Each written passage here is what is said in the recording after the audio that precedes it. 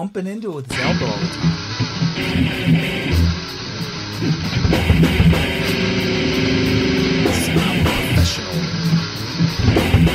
Saving America one mind at a time. This is Smith Radio. And now, your hosts, Carrie and Brian Smith.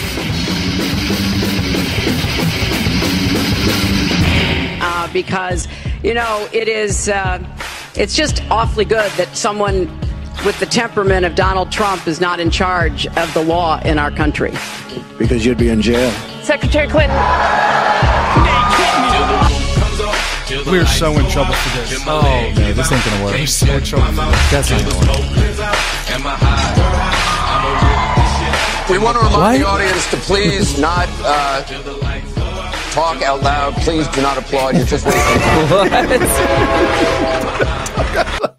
I want everyone in Washington to hear and to heed the words that we all say together. We are going to drain the swamp in Washington, D.C. We're draining the swamp. Good evening, everybody. Welcome to Smith Radio. Your host, Brian Smith, and Carrie Smith. Giving you all the late-breaking news of last week. Some of the things you didn't hear, some of the things you wish you heard, some of the things that you may have heard, but we'll put a different light, shed some light on it so that it will make sense, and you'll get our opinion, which is usually always right. I can't remember the last time Carrie was wrong. Remember the last time I was wrong, Carrie? Yes. Oh, okay, fair enough. Got somebody to hold my feet to the fire. Right. That's exactly right. If you want to be a part of the show, you can call in 513-888-1538. And if you're listening to the show live, 5 p.m. to 8 p.m. Eastern Time, Sunday evenings, you can be a part of the chat. We've already got one person on the chat line. And during the chat, Vanessa. Hey, Vanessa, how you doing? Great to see you again. Happy Mother's Day, if it applies. If it applies. And yes, today is Mother's Day. So if you want to be a part of the show in the chat room, which has really been a great thing because everybody can bounce ideas off of each other and then we can respond to them while the show's live. Yeah, I like that because I like to give my opinion on anything. But a lot of times I don't think of the topic at the time. Right. And when somebody throws something out there in the chat, I'm like, oh, yeah, let's talk about that for a second. So I like it. Yep. And we got Mary Lou on as well. Good to see you again. And happy Mother's Day, if it applies as well. Happy Mother's Day to my wife, to my mom. Happy Mother's Day to your wife and your mom. Thank you. Thank you. I think Brian's trying to say something there. Yeah. So if you please follow us on Twitter at Smith Radio, SMYTH Radio.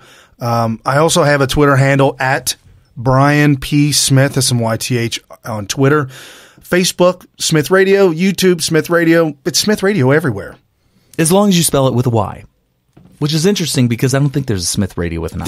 Technically, there is a Radio Smith, but they sell, it's like it's what the old Radio Shack used to do. Really? I think they do hardware with radio and tubes and stuff. Okay. So, I'll take your word for it. So anyways, today, obviously, yes, today is Mother's Day, and we have a very special edition today. We're not going to talk about anything negative whatsoever. Come on. Really? There's nothing that's going on in the news. It's all good. If you listen to mainstream media, it is the worst week ever for Trump. Worst week ever for the GOP. Okay, that's all the negative. You have no idea, folks. It's just, I've got a stack of stuff a mile long, and yes, it does have to do with James Comey. Yes, it does. Let me just start off with this. Did you see the Russian ambassador with Rex Tillerson? Check this out. Rex Tillerson comes out, talks to the mainstream media, the press conference area, which may no longer be his endangered species, possibly the mainstream cesspool of media. So they're in front of Tillerson while he's speaking. And just listen to this real quick. And this is the Russian ambassador, and listen to how disrespectful the mainstream media is to the Russian ambassador. First off, it's Tillerson, and then you'll hear the media screaming. Thank you very much.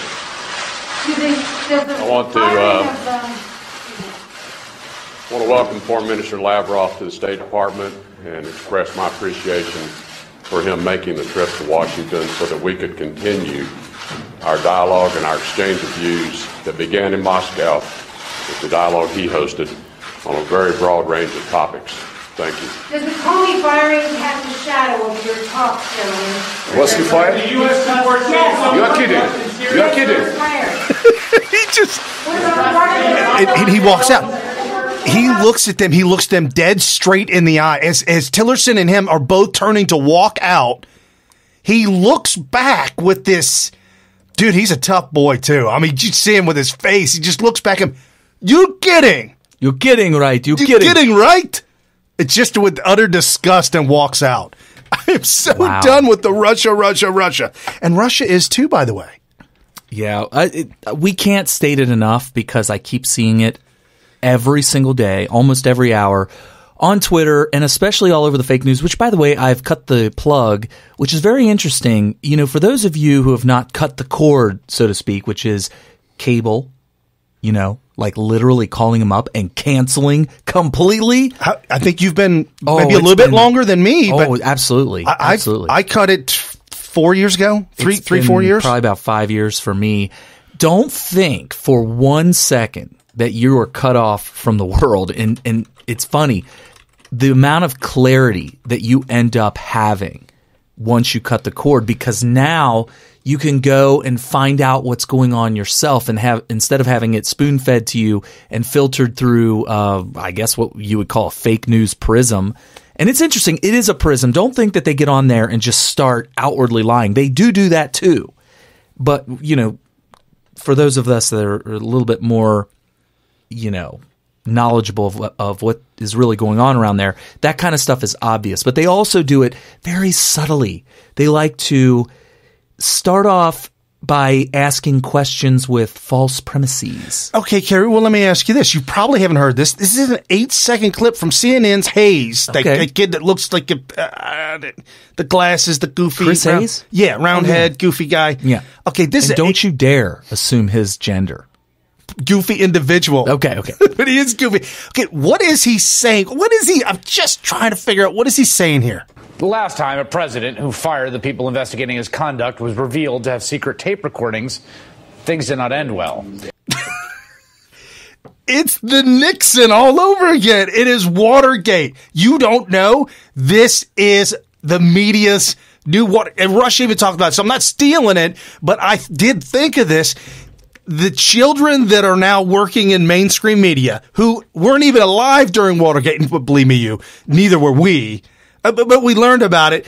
They're screaming, this is their Watergate. I'm so young. The guy who took over for Nixon, who's Ford, I don't have any recollection of him as president at all. Oh, Gerald Ford? Yeah, that was before I was born, wasn't it? Yes. Yeah, so this whole Nixon thing is so old. They could tell you whatever they want about it unless you decide to take it upon yourself to do research yourself.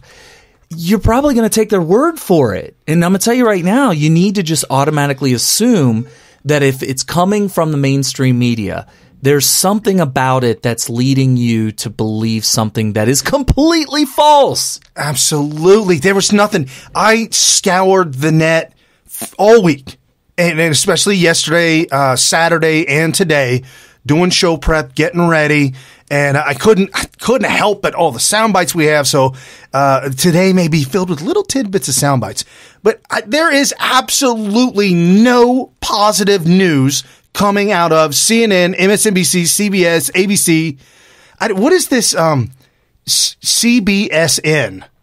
Have you seen that? CBS? Is that? Not sure. I could look it up for you real quick. CBSN is another one out there. All of it is absolutely screaming, yelling, and heads imploding. Oh, maybe is it CBS News? It might be. Yeah, that's it right there. CBS News. I didn't know it was CBSN. That's their handle. It's their handle on Twitter. Okay. So I mean, it's just one thing after another. Joy. Yes. Joy Reid. Reid. Absolute insanity on MSNBC. I've got sound clips from her. I've got sound clips from. Did you know Bobby Knight was in the news just recently? Did not know that. I do know that he endorsed Trump during the primaries, I believe. Yeah, Bobby Knight early on endorsed Trump, and he did right before the Indiana primary, which ended up securing him the nomination for the most part. Hate him or like him, But this is Bobby night, all day. And there's a reason why I'm doing this, because he was in the news this week. Jesse Waters actually brought him out to talk. Everybody brought everybody out of the woodworks that they could find that wanted to talk about Comey. And they pulled them all out and ran them like a train all the way around the news media. And this was the thing that, love him or hate him, this is Bobby night, and this is what he's all about. When my time on earth is gone and my activities here are past, I want they bury me upside down and my critics can kiss my ass. That was in front of a huge crowded audience.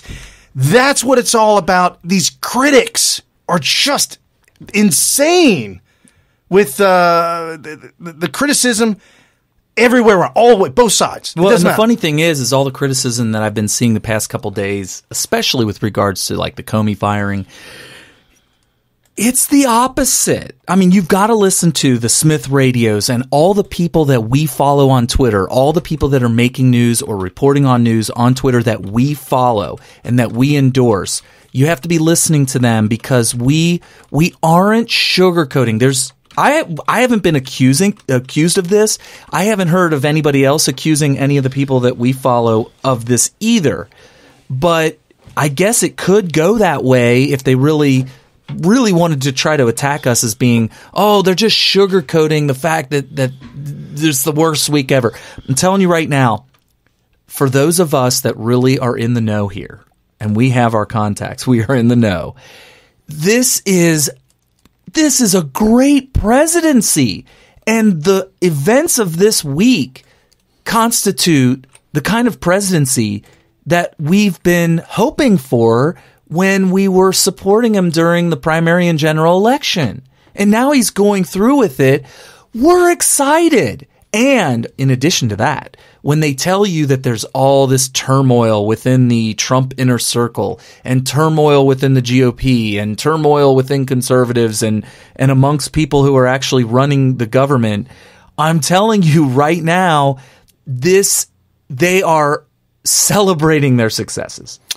Absolutely celebrating because things are going exactly the way they want them to.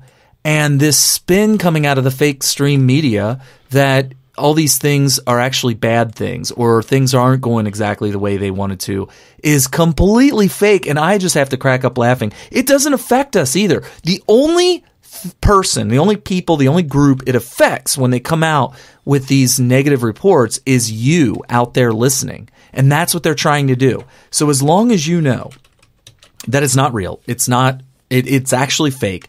They're trying to manipulate you. They're trying to make you feel like things are going wrong or things aren't going as planned or there's some failures happening.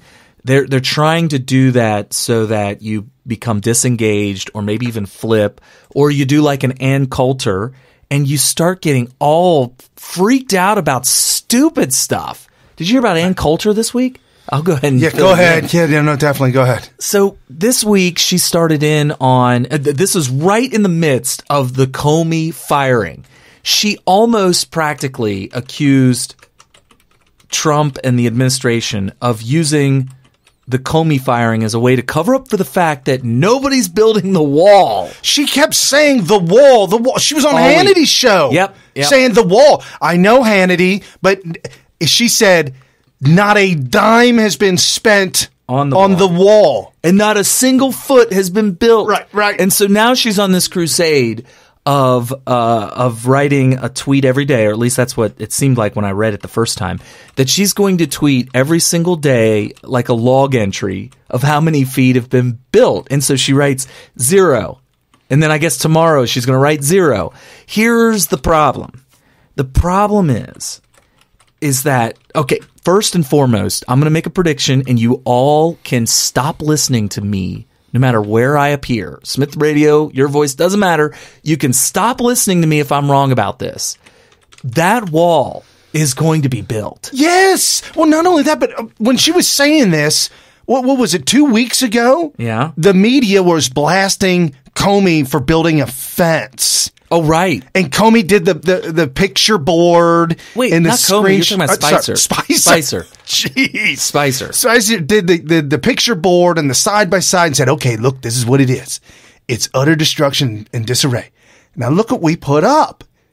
And there's a certain word for this type of wall. There's huge steel planks that are side by side by side. I could totally see how somebody could look at that because it's made out of metal and that it's as thin as you could imagine metal would be compared to like concrete. If you make a concrete wall, you're probably looking at a minimum of 12 inches thick. Minimum, right? Okay, well, how long is that going to get the concrete all the way out in the desert? Well, I don't even need to defend that part. What I'm saying is logistics of it all. It's going to take time. Well, I mean, even if they had to build out concrete, here's my point. The point is that the morons in the media who don't know anything about construction or physics.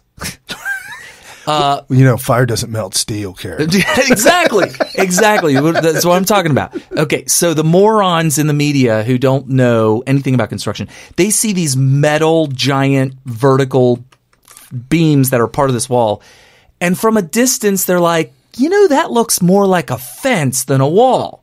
And a fence is not a wall.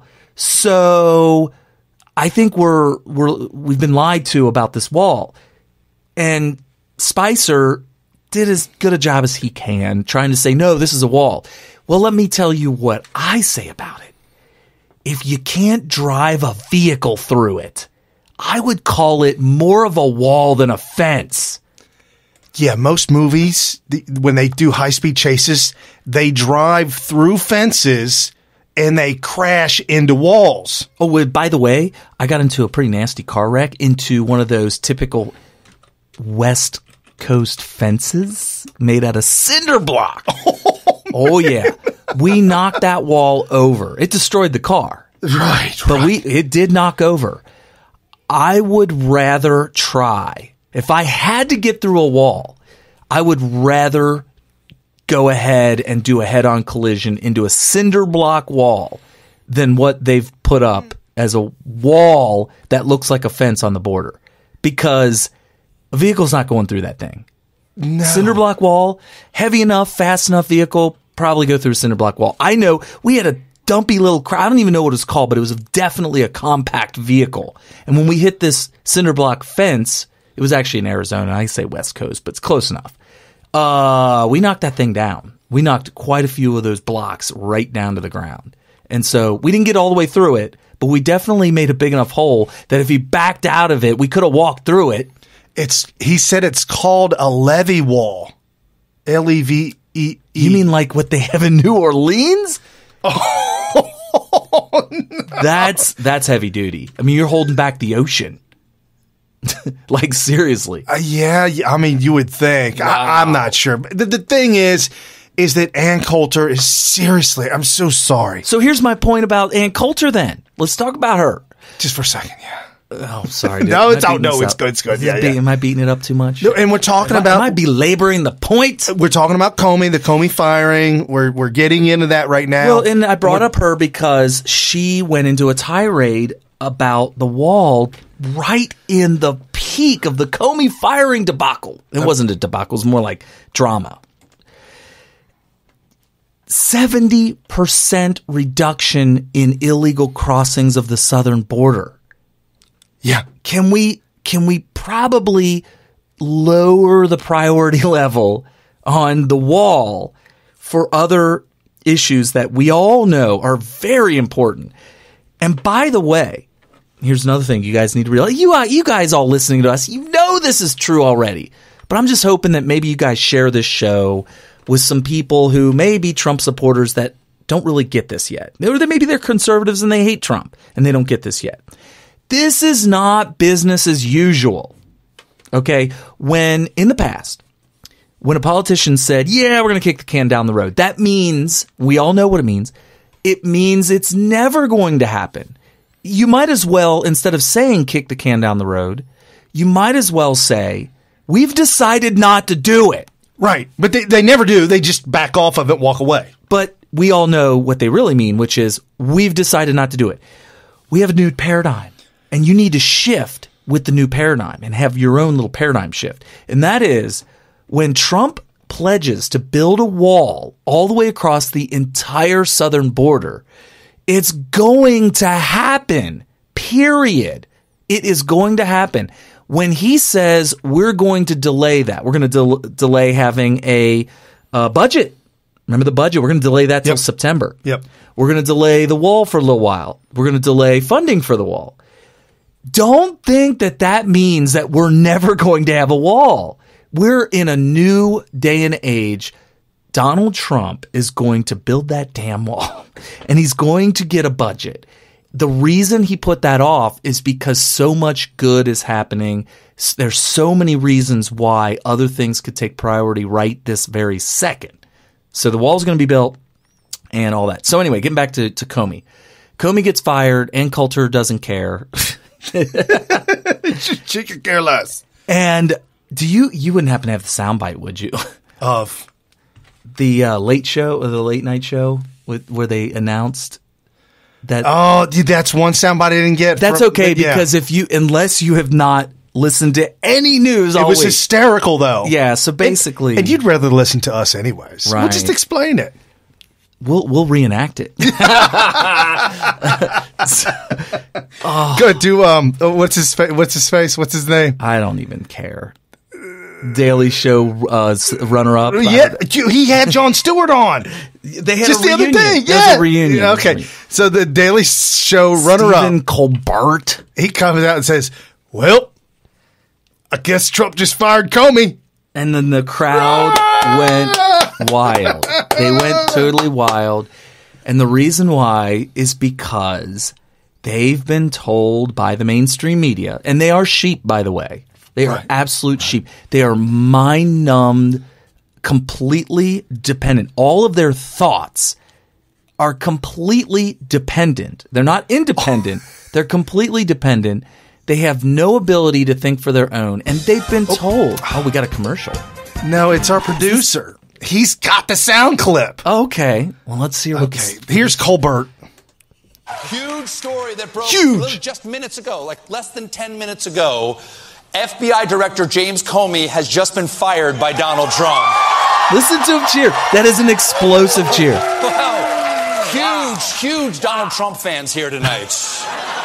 And they all laugh and they're like, no gratitude at all. Man. I mean, did Trump forget about the Hillary emails that Comey took? Okay, so he goes on to actually scolding the audience. He was clearly surprised by that reaction by the audience. That just shows a lack of intellectual creativity he should have thought of this through. Like, what are they going to think? They might cheer about that. Shouldn't we set this up to make sure they don't cheer? I don't know unless he's that confident that the crowd is groomed. Like when we went on this Jerry Springer show back in the day, back when I was a young kid, me and a bunch of other friends went on the Jerry Springer show in the audience. And before the show began, he groomed the audience. Right. And he said, you know this thing? Woo, woo, woo. The Arsenio Hall thing? Yeah, we don't do that here. Okay. So he shamed everybody. He peer pressured them. That's right. He said, we do the Jerry. Okay, let's practice it. So we had to practice it. Okay, all right. So I promise you that on the Colbert show, they groom them before the show even begins. However, did you hear what he said right in the very beginning? He said, huge breaking news. This came out just a couple minutes ago. It's very likely, because remember, it's pre-taped. This is early in the day. They may have only had several minutes warning before going on that Comey just got fired. Yeah. So the audience was not groomed. Therefore, they got a very unfortunate, an honest reaction from the audience. Yeah, and the reaction was based on how they've been trained, like trained monkeys, like seals clapping. You know, they have no independent thought whatsoever. So he had to tell them, no, you're supposed to boo that. Because if you don't, I'm going to peer pressure you by calling you a Trump supporter. And that's exactly what he did. And, of course, they were all like, no, what? Not me. Right. So, anyway. Well, here's why. I've got a sound clip. This is a montage that I kind of pieced together a little bit on my own, but I did have some help already. this is a montage of Democrats, only strictly Democrats. And this is why his Democrat audience cheered immediately upon finding out the information that Comey's fired. Comey acted in an outrageous way. I think he should take a hard look at what he has done. And I think it would not be a bad thing for the American people if he did step down. And do you believe that Jim Comey should resign, Senator Reid? Of course. Did you want to see him gone? So it's absolutely true that Democrats have been very critical of James Comey, and many of us did call for his resignation. It's hard to be a director of such an important institution when that trust is no longer there. Can you tell us anything about the discussion? No, it's classified and we can't tell you anything. All I can tell you is the FBI director has no credibility. FBI director not to send the letter. Comey ignored the warning and sent that letter to lawmakers. We even released internal FBI memos and interview notes.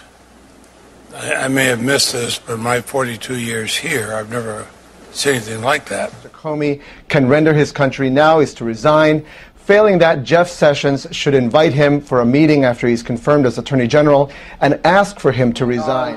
I agree with the Wall Street Journal. It's in the best interest of the country to step down. Joe, you're fine, frankly, publicly, about legal conduct. The president ought to fire Comey immediately, and he ought to initiate an investigation.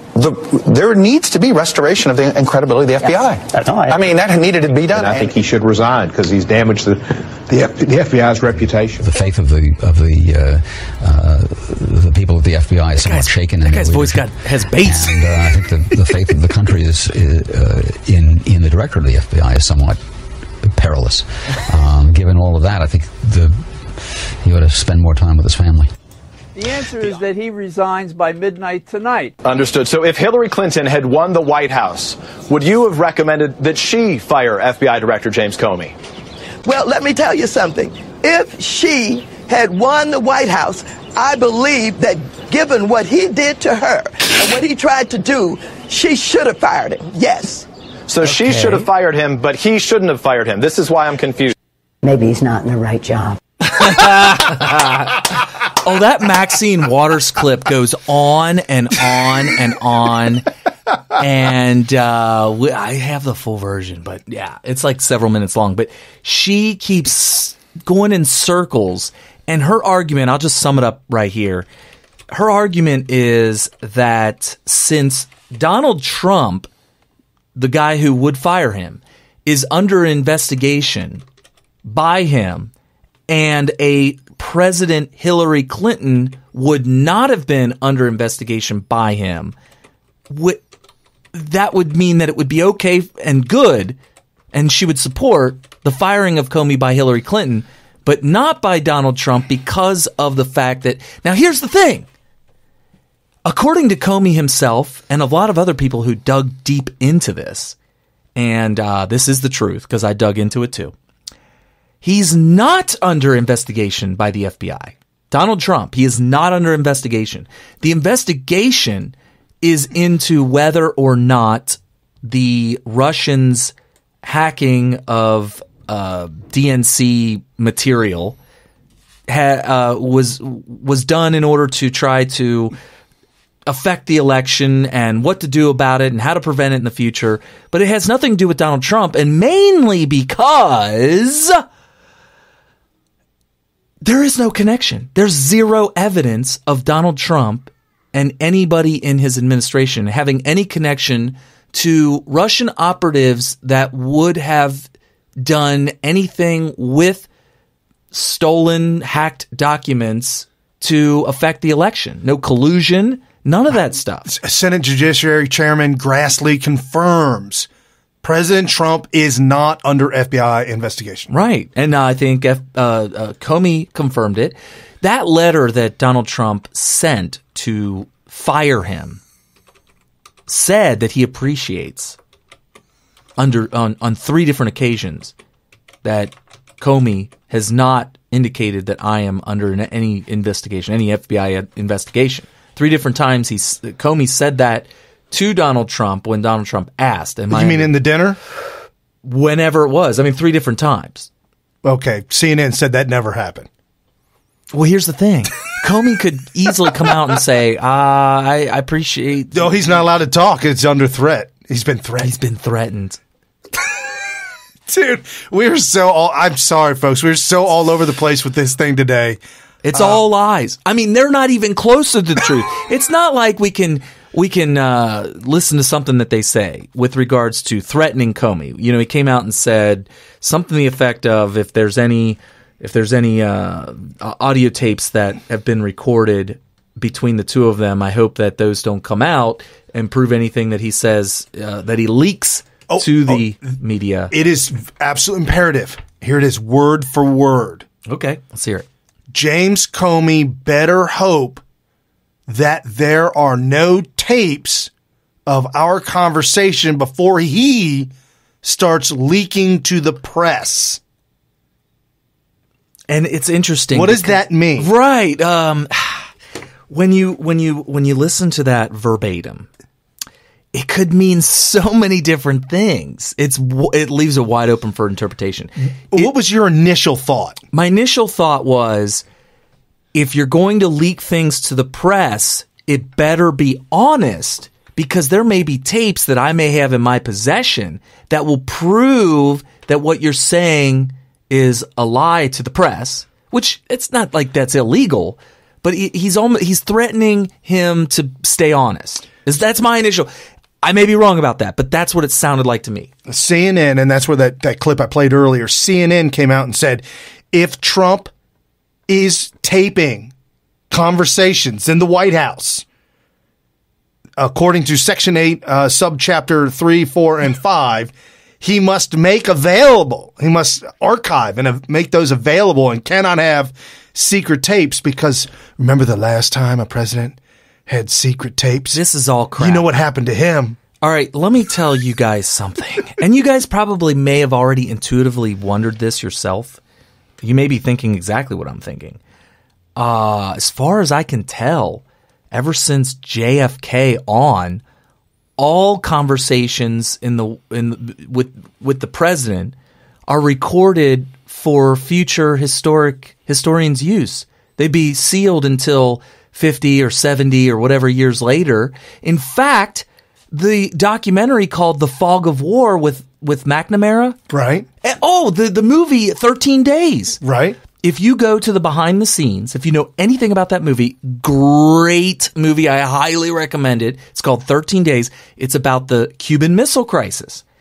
That movie was made because that's when all of the audio tapes from JFK's presidency had become public. They were sealed all the way up until, I'm assuming, like 1999 or 2000, because the movie came out in like 2000 or 2001 or something like that, somewhere around that time. And you could unseal them and make a documentary about it. Well, it wasn't actually 13 Days was just a movie. Okay. Just a movie with Kevin Costner and all those people.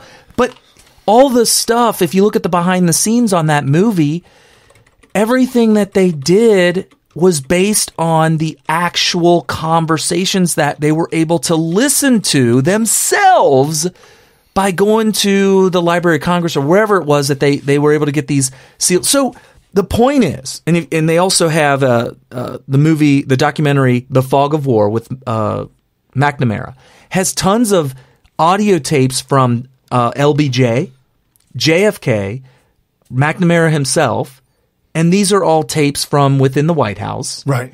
This stuff is all being recorded.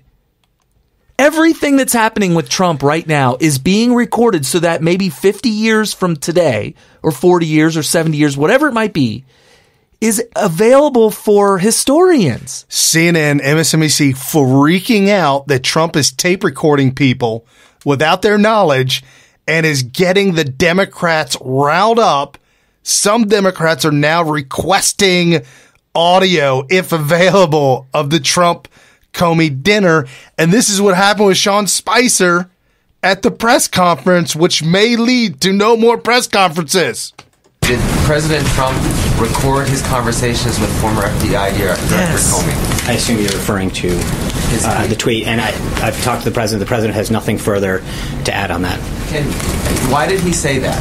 Why did he tweet that? What should we interpret from that? As I mentioned, the president has nothing further to add on that. Are there recording devices in the Oval Office or in the residence? As I said for the third time, there's nothing further to add on that. Does he think it's appropriate to threaten someone like Mr. Comey not to speak? I don't think that's not a threat. He's simply stated a fact. The tweet speaks for itself. I'm moving on. I'm hoping to answer this in a yes or no fashion. And this is later on in the President of the United States currently recording conversations taking place in the Oval Office. I think the point that I made with respect to the tweet is the president has no further comment on this. Their heads are exploding. First of all, there's no way, based on everything that I know, I mean, I'm not an insider in the White House. I don't work in the West Wing. I don't work in the Oval Office or anything like that.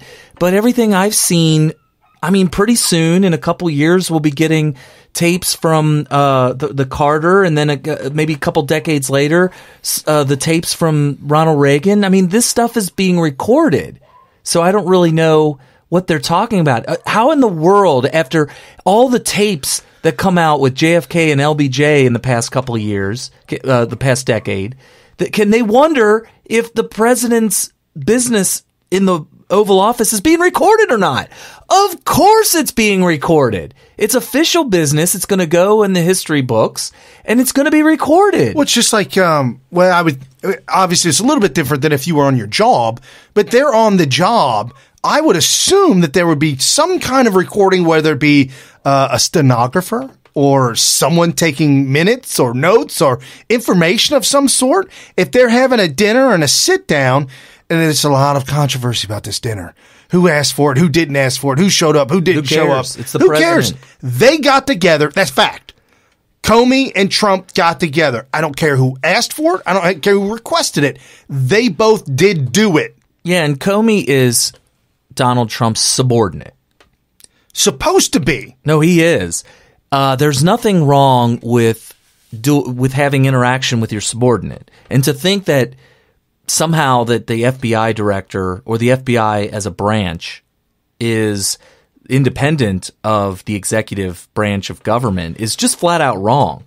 And for some reason, I think it was mostly because J. Edgar Hoover was a master blackmailer, that there's this, this belief that somehow they have power that no other branch of government has. And I believe that probably J. Edgar Hoover was able to get that kind of power because of his ability to blackmail. And when he left, subsequently, there were policies put in place to prevent another J. Edgar Hoover from happening. So they probably have less power and independence and autonomy than they did back in J. Edgar Hoover's time. But it might have been MSNBC, but James Clapper, the former director of national intelligence under Obama. I don't know why that name sounds so dirty to me. Clapper? Yeah. There's something dirty about that. Maybe that's why they don't sell the Clapper anymore. You clap on, clap off. Right. Okay. Right. So Clapper was being interviewed on MSNBC or CNN, one of the main Scream media outlets, and he made the comment that he spoke with people that spoke with Comey.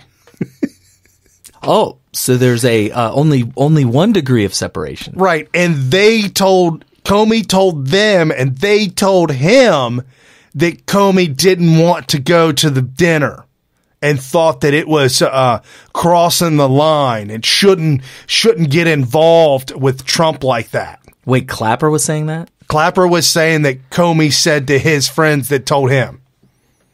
They're just making stuff up. My baby sister's mama said that her daddy on his mama's side.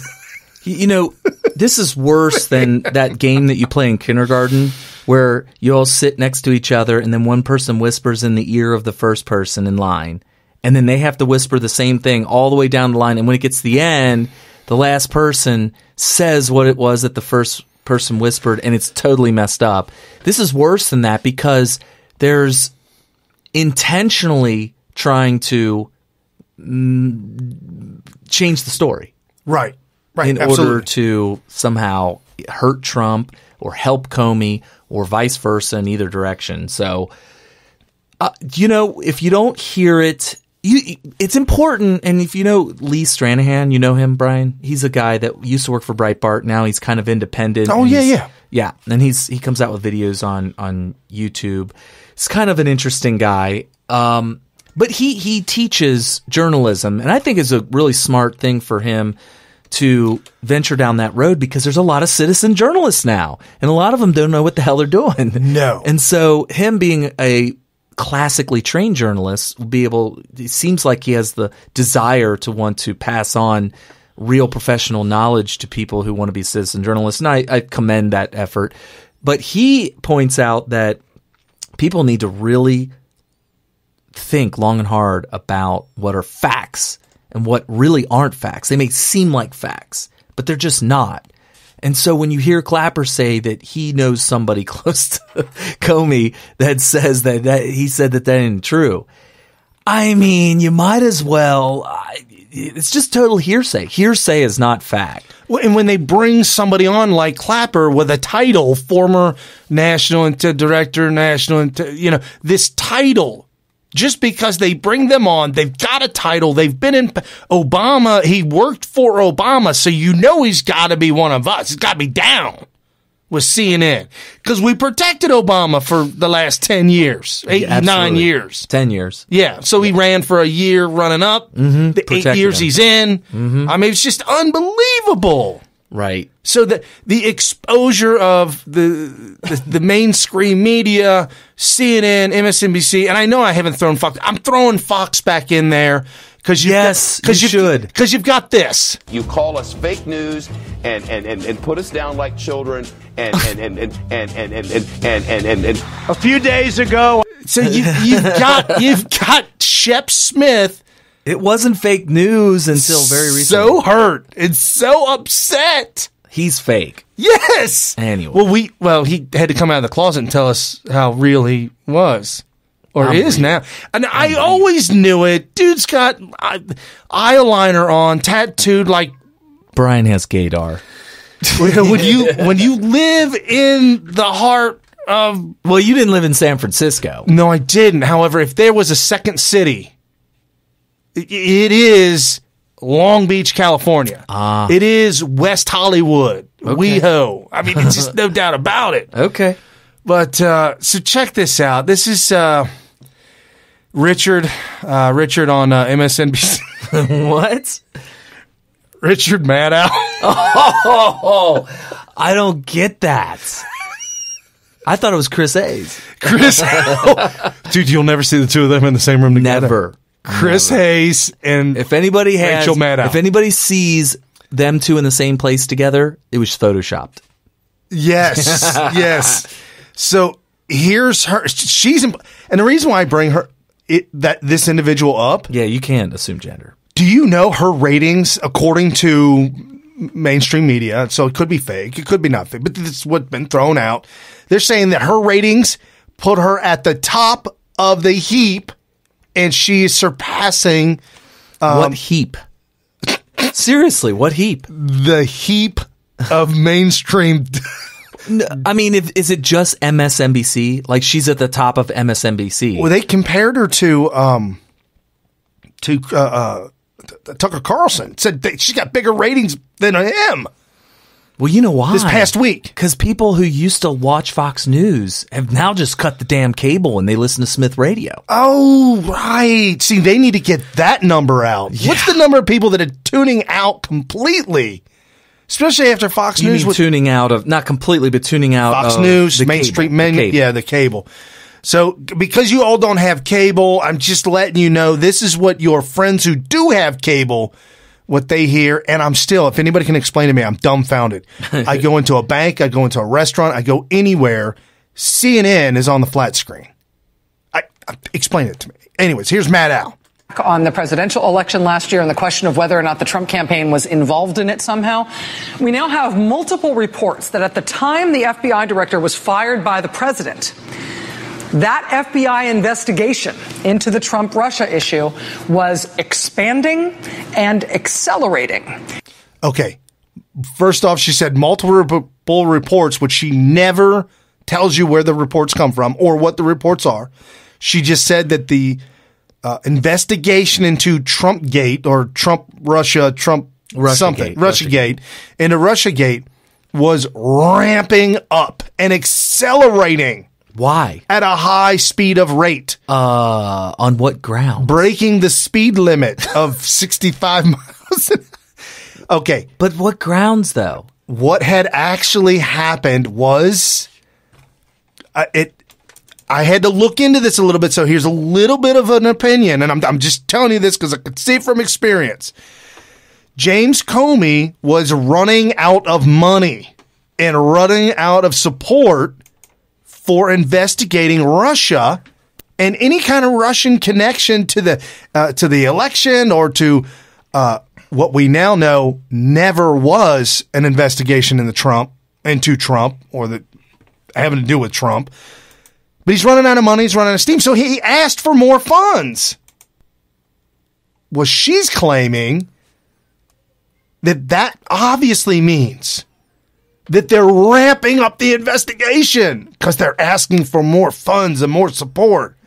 I'm telling you, they're running out of funds because they need more, and they're running out of support because they don't have any, because there's no there. This is for the FBI, right? Correct. Well, it's come out since then that, and these are people that work in the FBI, that there is no, you don't ask for special funding for any one particular case.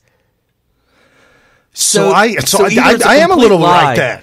It's either a complete lie that they're asking for funds, which I think that's what the conclusion is, that they've completely made up that they need funds or that they ask for funds, that's a made up story, or that they're doing something unprecedented, almost like money laundering or something. Seriously. Right. So here's a little bit more, Richard. And the director himself was involved in the expansion and acceleration of it. The New York Times was first to report that in the days before he was fired, Director Jim Comey reportedly requested additional resources for the Trump-Russia investigation. Well, the Trump-Russia investigation. It doesn't exist. Okay. We don't know exactly what kind of resources he was asking for, whether there was money or manpower. So we don't even know. We don't even know what kind of resources. Maybe they were looking for writers and... they needed ink pens. They ran out of pens. Well, no, I'm thinking writers for like fiction novels, or maybe Hollywood producers to try to do some wag the dog type of stuff in order to produce a narrative that is made up out of thin air with no kind of evidence whatsoever. And it's just the fact. Did you you got a lot more on this sound just bite. A little bit more, because I got the conclusion right here. Okay. Or other FBI resources, but basically he wanted to put more firepower into that investigation. Thereafter, the Wall Street Journal reported that James Comey had accelerated his own personal pace of work. Okay, so Comey's actually doing more work. Okay, and he's doing more work into the Trump investigation with Russia. How much more work? On the investigation. He'd previously been briefed weekly on the progress of the Trump-Russia investigations. Which never happened. Do you see what she's saying? Trump-Russia investigation, which there never was a Trump-Russia investigation. No, apparently not. In a couple of weeks before he was fired, though, according to the Wall Street Journal, James Comey had started taking daily briefings on that investigation. Daily briefings of a Trump-Russia investigation that never happened. It's not the nature of the evidence, it's the seriousness of the allegations. But then he was fired. With the president now admitting that what he was thinking about when he fired James Comey was that darn Russia investigation, that fake Russia investigation, and how much he wants it to go away. Go away. Now the FBI director has been fired. Now that we have crossed this Rubicon as a country where she's crying right now. The president is under active FBI investigation on incredibly serious counterintelligence charges. Lie. Active investigation under counterintelligence charges. She just charged him with a crime. She made it up out of thin air. Nobody whose job it is to go after Trump or to investigate what's going on with Russia, investigate what's going on with the election or any election, has corroborated anything that she said so far. She's literally making this up out of thin air. She has nothing. She has no sources. It's just made up. In fact, I'll bet you her sources are other journalists. I bet you. I will bet you. I'm telling you, this is so easy for us. This is like pulling monkeys out of a barrel. It is absolutely all I did, and I'm not lying, folks, and it's probably because of the people we follow. I literally opened Twitter, and this was in my face. Like, this went on for 16 minutes. I can't handle it. So, it's a couple more seconds of this, but here she's about ready to let it go. And he has fired the head of the FBI in the middle of that FBI investigation. No investigation. Specifically because he said he was unhappy with that investigation. Now that we have crossed that previously... I don't think that's true either. He might have been unhappy with there was no the Russia fake... Yeah, right. But there was no investigation. He even said that. So what she just said there was a lie. Unthinkable Rubicon as a country. The Rubicon. You know, the world didn't end. We still got to do stuff. We've still got to figure out how to make the most of what we've got in terms of our democracy and the rule of law and the institutions that make us the country that we are. And so now, in the wake of the FBI director's firing, we don't know, but there's obviously widespread national concern about what's going to happen to those FBI investigations. Do you hear that? Do you hear that? Do you hear what she did? She said widespread national concern. She literally is telling you something that's completely fake in order to, if you're listening to her, if you're a fan of hers, or you just happen to click it on, or happen to be walking or sitting waiting for your plane to arrive in an airport and they have MSNBC on and that's playing, she's literally fear-mongering you into thinking that you're supposed to be concerned. That's the sheep nature of it. That's why people cheered on The Late Show with Stephen Colbert. Right. Because everybody's been told how to feel and think about things. That was her message. You just heard us play for you the instructions to the sheep. And if you're one of these people that listen to her on a nightly basis and you're one of the sheep, that was your instructions. To be concerned about this fake made up fiction that she just told you. I sat there and said over the top of her, so sorry if it sounded like I was interrupting her, every single thing that she said that was completely made up. It was a flat out lie and a complete made up scenario. She used words that were absolutely false. She's got the top show. It's scary. She's got and regardless if the numbers are wrong, the article was put out there that she has the top show. Even if it's wrong, yeah, the articles are being written that she's got the top show. Well, and it gets people that don't watch her, don't listen to her, to say, top show. I gotta watch it. I should check that out. This thing's rated pretty high. My dad does that stuff. I did that. When I first cut the cord and I was freaking out about being entertained, I wanted to go rent movies from the library. I would go to websites, or I would go to Google and type in top 100 movies of all time. And I would go by those recommendations. And sometimes they're pretty good and sometimes they're pretty bad.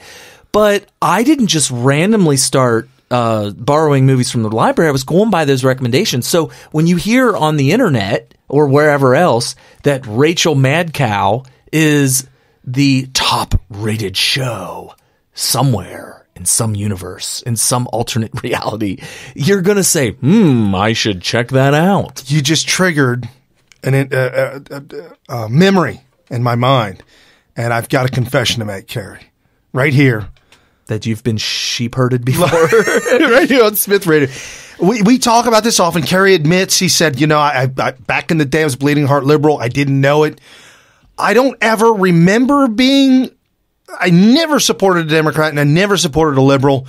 However, my thought processy was that I was a victocrat or a victim of society. I could see that. And that comes from Larry Elder, talk show host out in California. Great guy.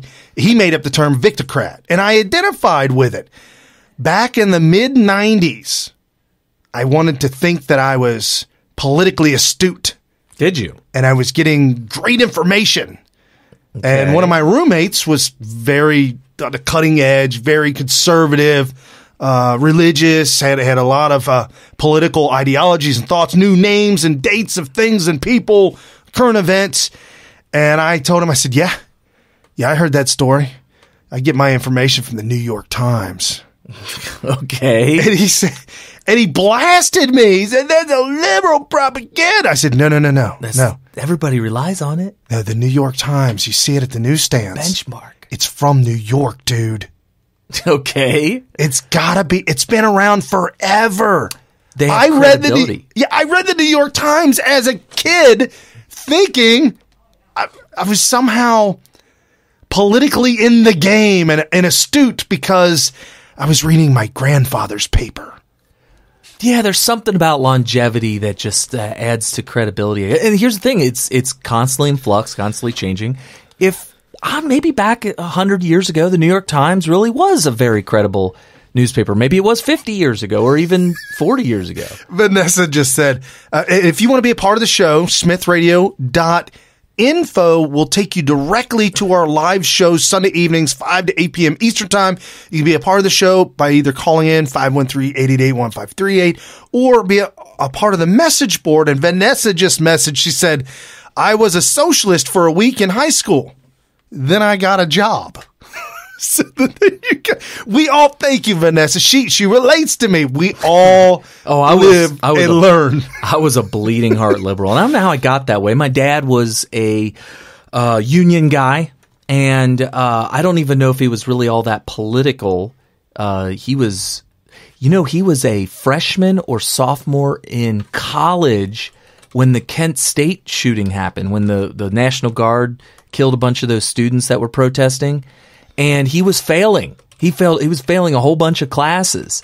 And I don't know if it's fully nationwide or if it was a lot of colleges, canceled classes for the rest of the quarter.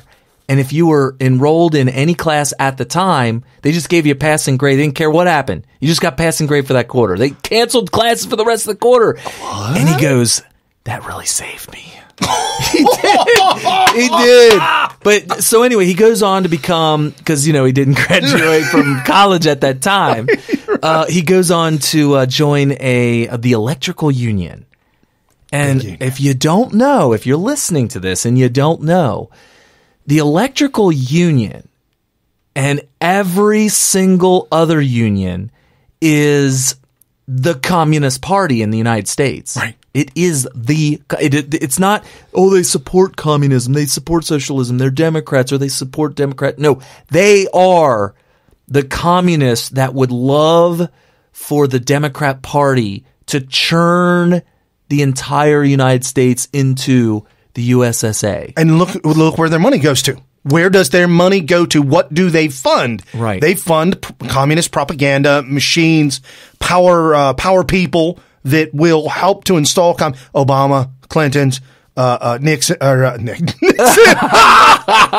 I was thinking of Peanut Head. Carter. Oh, right. Carter. Just whatever, all the Democrats. LBJ, FDR. And the lower downs, too. So anyway, my dad had gotten in that. But he was not politically woke yet. Which, by the way, we need to talk about that term woke. And we are speaking about James Comey, speaking about firing. We were just talking about CNN, Richard, Rachel, Mad Cow, Mad Al, Every whatever time you it is. say Richard, I'm like, who in the hell is he talking about? And how that her show is a complete lying propaganda piece. We just exposed it. It's made up. Complete made up. And news is out that she is the top rated show. And we're explaining how new people, youngins raised up like Barnum and Bailey knew. There's a sucker born every day. Every minute. Every minute. Second. Really? We'll walk in, see on the boob tube some news and and see a woman on the news and be like, oh, well, I'm a man and I need to watch her because I need to be learned. Because it's what they teach them nowadays. Right. It's like so they're falling into this propaganda news scheme, and we're trying to help educate the youngins. And you're talking about being woke. Yeah, and the thing is that my dad was in the union, and it took him a long time. That when they did a strike. You didn't cross the picket line. It was absolutely, if you got caught, they were violent. I'm telling you right now, y'all don't know. My dad has some stories about how violent they are. Even as recently as the 2000s, he was working as an electrician at a power plant? No, it wasn't a power plant. It was a plant that worked on robots that made parts for Ford. Oh, wow. They had to have a separate, gated off with concertina wire area for people to park who drove an other than Ford vehicle. Oh, that's right. Your dad told me this story. Yeah, he didn't know that, though. Goodness. He didn't know that, though. And he drove in there, found a parking spot, parked. Okay, now he parked where? In a place he wasn't... He was working there. Okay, but he parked in a... Well, it was the parking lot, but he didn't know that they had a fortress off to the side where you need to go park your other than Ford vehicle. So if you had a Toyota, Chevy, Chrysler, he had a Honda, and he should have parked behind the fortress. In the fortress with the big gate locked off with concertina wire, because the literal uncivilized animals that worked in there that called themselves union workers decided, oh, hell no. This guy tried to come in here driving a other than Ford vehicle. Let me get out my it wasn't a key. It was some sort of a Bowie knife that they must have attached to the knife from Crocodile Dundee. He's like, no, this is a knife. That's not a knife. So the guy with the Crocodile Dundee necklace with the crocodile teeth, right, pulls out the Bowie knife and attaches it to a bulldozer, and decides to parallel park next to my dad. A little bit too close. Can opener effect. This guy put a key scratch that was so forceful it actually creased the body from the front quarter panel by the headlight all the way across the door and all the way across the rear quarter panel where the tail light is, all the way across. So you couldn't just retouch up the paint. You had to replace the body panels. It was totally creased. Wow. And they've got cameras. And they were like... No, we can't look at that. No, they were like, there was like an 18-second section that was just erased. It's not there anymore. We don't know why. It's just erased. It's gone. That is the kind of people that you're talking about in these unions. And these unions are the ones that fund Obama, Hillary, communist ideologies, more power, not only that, but when Obama in power, more money to the unions, funding the unions through taxpayer dollars. Right. It's a total, the most corrupt system you could ever imagine. So anyway. And obviously they're paying CNN. Yeah. And the point I was bringing that up was that my dad was very liberal at one point, and then he just got woke and started to realize that this is not the right way to do things. This isn't the right way to run a country. This isn't cool. No. So then he eventually started, I remember he saying that he's going to vote for Dukakis. Oh, Michael. And I said, Daddy, do Democrats ever win? And he was like, not very often. Because this was after 8 years of Reagan.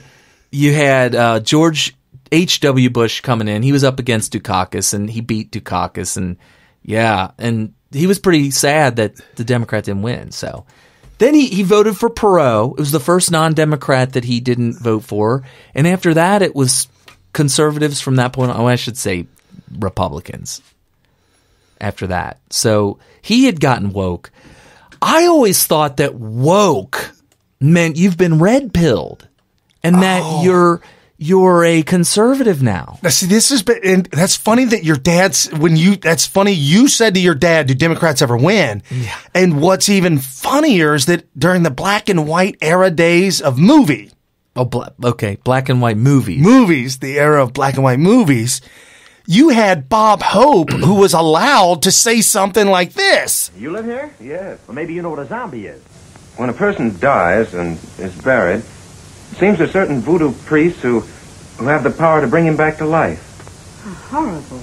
It's worse than horrible because a zombie has no will of his own. You see them sometimes walking around blindly with dead eyes, following orders, not knowing what they do, not caring. You mean like Democrats? How long ago was that? Oh, it has to be in the 40s. 40s and 50s, 50s, 40s. So it's never changed with Democrats. No, they've always been brave. Well, look at what you have to look at what you have to swallow to be able to call yourself a Democrat. Well, yeah, that is a very interesting phenomenon that the more you dig, the more you realize that Democrats have never, ever, ever changed. But it's strange the way they've been able to convince a vast majority of people that the racists in the country are the Republicans. Because if you look at the breakdown of Republicans versus Democrats, you look at the red states and they're all the southern states are red, which means they're the quote hillbillies that are all in white hoods and burning crosses on front yards. And you look back and you see that they were all Democrats. And so they came up with this narrative that, well, it's because during the civil rights movement they flipped. So the Southerners that were all racist KKK members, and they were Democrats back in the 30s, 40s, and 50s, flipped when LBJ did all the civil rights legislation, signed the laws for civil rights. They were so mad at the Democrats that they flipped to Republican. That's what the narrative is. Oh, because you're saying all the Republicans are racist. Yeah, and when you say, well, wait a minute, the KKK was was a Democrat, they'll say, that's because they flipped. It's all the same people, though. It's all the same people. Okay, so that was why they were able to use Lincoln and Obama together. Yes. Because Lincoln was a Republican. They've hijacked Lincoln because they claim... It fits their narrative story, the fake story that they got. Right. They claim that back before the civil rights era, that Republicans were the liberals. They were liberal and they were open-minded and all that. And that the Democrats were the conservatives and the bigots and the racists. And that after the civil rights movement, everything just did a complete 180 flip to where all the liberals were in the Democrat Party and all the conservatives are now in the Republican Party. However, when you start to dig into the real history and the real facts that go along with all the stories that go all the way back to the founding of the Republican Party, which was Abraham Lincoln, it seems like the same principles applied to Republicans from the 1860s all the way through all of those different eras, even through to this day, minus a few outliers here and there. Like, for instance, I've never heard, this is true, and Mark Levin points this out. Mark Levin says, they flipped? They flipped? Name one. Seriously, name a Democrat or Republican who was one of those back in the 60s or 40s or 50s who switched parties. Right. Look at Robert Byrd. He was a grand wizard or something like that for the KKK. He died a Democrat. He didn't come out and say, you know what? I'm going to flip to Republican because that satisfies my principles better. No, he stayed Democrat because his principles stayed the same and they satisfied the Democrat Party. It was all about manipulating people and herding sheep. The Democrat Party is about bringing the sheep in and herding them. Andrew Jackson, they claim that he founded the Democrat Party. This also goes along with the narrative. Andrew Jackson was not what you would call a Democrat. Absolutely not. By today's standards? Right. He literally split the parties up, and the parties that came out were Republican Democrat type parties. although Andrew Jackson was hated by the insiders in Washington, by the swamp dwellers in Washington, by the higher ups in Washington. And Andrew Jackson goes back so far that, you know, anything could be the truth back then. We'd have to go into a historic documentary, and we'd have to look up all, like, documents or stuff. We'd have to look at what kind of articles were being written about him at the time. And absolutely. And once we did all of that and go through all the real facts and the context behind all the different things that he did and all the different things that were reported on him, whether or not he was truly conservative or authoritarian, or, you know, what was the real deal with him? He's attributed to the Trail of Tears, which a lot of people have complete misunderstanding on the relationship between American settlers and Native American Indians. And we've said it before, we've gone down that road. Yeah, it was a war and we won. It's as simple as that. And to the victor goes the spoils, and that's it. Period. Unless the victor gives back an entire country to the people who lost. Mexico, France. Yeah, and y'all got your country back. And sometimes, and Japan. They got their country back. And for all intents and purposes, even Germany. Yeah, but anyway, I digress. So the point is that don't let them lie to you about that narrative.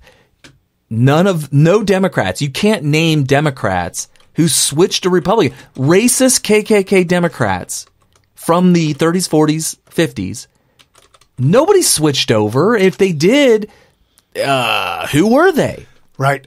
Carlos on the chat board, on the message board right now, just reminded me Dinesh D'Souza's movie, The Secret History of America, Hillary's America. Mm-hmm, right. I mean, the whole movie, the couple of the movies that he did, even America, Imagine a World Without Her, even that one as well. That one and Hillary's America both kind of parallel each other with American history and explain everything in detail that we're talking about right now. Here's the thing about Dinesh D'Souza, though. He needs to get to the bottom of. I would love to tell him this because I bet you it's stewing in deep down in his soul. He needs to come out with a documentary that gets down to the truth of what happened between for the South to go from heavily Democrat to heavily Republican. I would love to see Dinesh D'Souza get to the bottom of that, and here's why I think he would be interested in doing that. If you go to YouTube right now, or when the show's over, of course, you know. Hold on. Yeah. Write it down so you don't forget.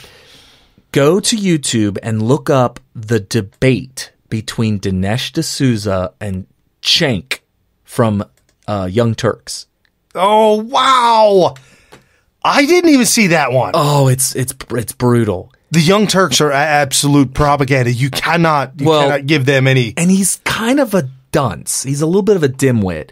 And in order to attempt to defeat Dinesh D'Souza in debate, he used 14-year-old middle school playground tactics. He tried to get the audience to cheer louder for his little things, and to win the debate by getting people to rally around him and cheer for him. That's what Cenk was doing. And one of the big things that I felt like Dinesh D'Souza lost big time on was when he brought up about the different ideologies and all that. Cenk's response was that, well, the Democrats and Republicans switched in the civil rights movement. And Dinesh D'Souza had absolutely no answer. He had no answer. And I think he could redeem himself by coming out with a documentary that fully gets to the bottom of it. I think that would do. He needs to listen to our show. We've. Well, I'll send out a message to him. And we've discussed this in great. See, we've been on the air now 3.5 years. This is our 4th year of being Smyth Radio, smithradio.com. However, Carrie and I have been having this show on the phone for probably about 10 years now. Maybe 11 years. Maybe more. Probably since like 2006. 6, 7, somewhere around there. So probably about 10 or 11 years. And we've discussed I don't know if there's not a major topic. There's always minor subset topics that we discuss, but I don't think there is a major topic that we have not discussed and found a conclusion to. Do you remember what our first conversation was? Our first show ever? Yeah, that show isn't up. No. The not first that time. one. See, Brian didn't know what my politics was or anything like that. And when we talked on the phone for the first time, not the radio show. Right. Okay. And I decided to play devil's advocate. And I went full method acting on it. And Brian, so I was the Democrat liberal bleeding heart, and Brian didn't know. And he almost lost his mind. He was so angry. He was like yelling at me, and I kept egging him on. And I was using all the liberal talking points. I've blocked that out of my mind. That's been blocked. No, but do you remember this? This will probably jog your memory. I said, "Bro, I'm just BSing you, man. I don't believe any of that crap. I'm just playing devil's advocate." And he goes, "Oh man, I was about ready to explode!" Like his steam coming out of his ears. I could totally sense it. No, I've used Anthony Robbins' method of scrambling, and those thoughts are you gone can from my scramble mind. it. Yeah. Anyway. So we're talking about James Comey. We're talking about the firing. We're talking about liberal propaganda. We're talking about where it comes from, who pays for it, the union bosses that pay for it. George Soros has a big Soros hand in the background, and they use This is the thing that blows my mind. They, meaning George Soros, the underground movement, they all use capitalism to get rich, to make money, to then bomb, destroy it, and gain more power, which is absolute insanity. And we have... Well, we were talking about Comey for the first hour and the firing and all this kind of stuff, and the whole thing against it is, from the Democrats is that this is a scandal because it really puts the brakes on this big old investigation that Comey had on Donald Trump and all of his wrongdoing, working with spies in the Russian government in order to try to win the presidency from Hillary Clinton using Russian espionage. All right. And so they're really getting close. They're really getting close. Trump senses that they're getting close. He's going to get impeached. And so we need to fire Comey to try to get a handle back on this again. Right. So at the end of the day, all of it was completely fake and made up. And Dianne Feinstein was being interviewed by Wolf Blitzer on CNN. And Wolf asked her point blank, which I cannot. What's that thing we always say? When you're in court, you never ask the question that you don't already know the answer to. Yeah, if you're a lawyer and you're going against somebody, don't ask them a question, one, not knowing the answer, and two, not being prepared for their answer. Yeah. You got to be ready for the answer that's coming at you, and you got to know the real answer. You never ask the question that you don't know the answer to. Why Wolf Blitzer asked this question, either he really dropped the ball big time, or he wanted to put an end to this. I don't know, but he asked Dianne Feinstein. Let's see if we can make sure the audio is working. Oh, no audio. Where's my audio? Oh, do we have this on? Oh, I'm sorry, people. I got my volumes up. All right, check that out. Oh, let's see when we got this. I am so sorry. Wow. Oh, was that it? And Dianne Feinstein is the Democrat from the West Coast and the liberal world of California, who's now looking at passing their own health care law to where everyone in the entire country of California will be covered 100% for anything you want. We talk about a country gone bad. No, California. The Senate Intelligence Committee drove over to Langley, Virginia yesterday to CIA headquarters, and you were briefed. Here's the question. And you don't have to provide us with any classified information, Senator, but do you have evidence that there was in fact collusion between Trump associates and Russia during the campaign? Not at this time. Whoa! I know. Well, not at this time. Not at this time. This video is only a couple of days old. Not at this time. They have no evidence that there's collusion with Trump and Russia with any kind of interference with the election. Well, how much longer do we wait? Exactly.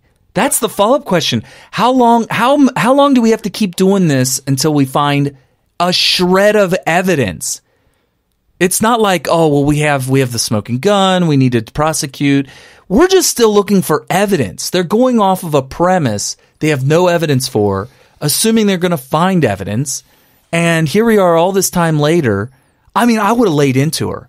You know, this whole thing about having a certain amount of decorum with people in power, respect and all that. And you see in journalism all the time, you know, you get a chance to interview somebody like Donald Trump or something like that, and there's certain lines that you better not cross, and you know you get. Well, you want to be respectful. You don't want to be like MSM screaming at Russian ambassadors across the hall and him looking at you like you're an idiot. You just don't want to look like an idiot. That's a good point. That was a total break of decorum right there.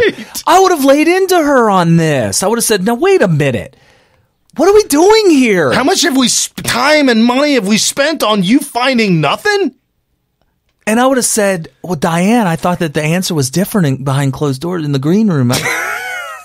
I'm not supposed to, I'm going to get fired here. I'm not supposed to ask questions like this and get answers from you like that. Right. Are you out of your mind? I don't know. I would have said that. That's a little. What was his response? His response was, oh, well, that was kind of a quick answer. It was weird. It was like he was hoping that an answer would come out that was a non-answer, but she just flat out answered. Yeah, it did. It doesn't say. It doesn't play him responding? It doesn't, but she initially said, maybe this one will have, this one might. Still hacking. Yes. Well, this one probably doesn't have it either. Meh. Okay. Oh, well. And Russia during the campaign. Not at this time. Well, that's a pretty precise answer. I know the investigation is continuing. Oh, did you hear that? He did not know that she was going to answer that way. That look on his face, it was priceless. You do it again. Do it again. Oh, man, this is so awesome. Do you have evidence that there was, in fact, collusion between Trump associates and Russia Not Trump, during the associates. campaign? Not at this time. Well, that's a pretty precise answer. I know the investigation is continuing. I know that. Well, you know. Well, why don't you ask her why? He wasn't ready for that answer. He was like, I know the investigation. You know what it's a signal to the audience. Oh, don't worry that she said she that. Doesn't know. Just because she said not at this time, there's going to be soon. You just hang in there. I know the investigation's going on. Hang in there, people. The evidence that there's collusion between Trump associates and people that are connected to those associates, and by third degree and fourth degree, those associates may be connected to the associates that know people who are related to or possibly dated in the past some Russian person or of Russian lineage who has ancestors of Russian descent that we can kind of connect at some point from the 1800s. I mean, literally, this is what we're down to. We are down to this. It's absolutely. I'm ready for them to come out and say we've got proof from a source close to another source that says that the Trump dossier was initially funded and created by Trump in order to throw us off the real trail of him and Russia. We have sources close to 4chan. I don't know. We have sources that frequent 4chan that think, that speculate. They said that the guy who wrote the 4chan is actually somebody who works for the Russian government, and it was real the whole time. Oh, man. So did you hear, this is something kind of funny. Did you hear how Comey found out he was fired? Did you hear about that? He was in the middle of giving a speech in California to the FBI or something, right? He said that he saw it on heard the information, saw it, found out. While he was speaking, he thought it was a spoof. And he saw, that's fake news. That's an instant reaction was, I thought that was fake news. I wish somebody was recording. How could you imagine if somebody could have been recording at that very moment? That would have been a viral video. No, I didn't think it was fake news, but then Trump sent a manila envelope. Okay. With a little cue card. Okay. Says you're fired. No, it's a little bit larger than a cue card. Oh, come on. We had a sound clip of Mr. Producer's dropping the ball. Oh. Kellyanne Conway, she was being interviewed by CNN, and it was going so bad and so wrong that she literally just laid into him because it was a one-sided beatdown. It was back and forth, and she's like, do you not understand? What part of this do you not understand? And then she actually read what Trump had sent Comey. It was just, okay. Looks like, thank you, Mr. Producer. We've got that queued up. Here we go. Kellyanne Conway on CNN. Why didn't he do it in January? Lost that. Why is the timing up to you at CNN? Why? This whole week had he done it in January. Okay, I love the fight back. When was the last time you knew of presidential people who spokespersons for Republican presidents that actually fought back against fake news? Saw it a little bit with Tony Snow. Remember him? Good guy. They put him, I can't remember who he replaced, but it was a George W. Bush appointed press secretary who was a star amongst journalists. And he kind of made fun of the fake news. Right. But then after that, it was just a big old joke all the way up until Spicer. He's fighting back. Rush called one of Obama's White House spokesperson the White House spokeskid. Yes, that's right. I do remember that. And that was a very good description. Yes. And so here's Kelly. I love her she's an incredible person. Met her in person, and she is an incredible human being. Very soft, very calm, very mild-mannered. But Lord, oh Lord, you step on her tail, and she's going to get vicious. Because had he done it in January, you guys would have run the same chyron for 3 months. That he did it in January because he's got something to hide from FBI director. How about the fact that looks more likely now. Back then, it would have been on the heels of his dissatisfaction about the Clinton situation. The media don't like surprises. They don't like being caught flat-footed. And yet, I don't know why people are so surprised when Donald Trump, who's not part of the swamp, who's a non-politician, who's made taken decisive actions his entire life, been a disruptor his entire life, when he comes to Washington and does the same, and people express shock and awe. No, but it's context, Kellyanne. It took 18 days to get rid of Flynn when you had Sally Yates show you proof that he could be compromised, and the president knew, but did nothing and let him go to lots of meetings that arguably you would want to sequester somebody from if those kinds of questions are raised. And this he gets done in under 2 weeks, everything dated. Okay, 18 days and under 2 weeks. I mean, we're shredding hairs here, but anyways. Yesterday, and a paragraph in his letter where the president, if it's true, admits that he asked the director of the FBI whether or not he was directly under investigation and was told by the... Oh, yes, it does. Okay. What?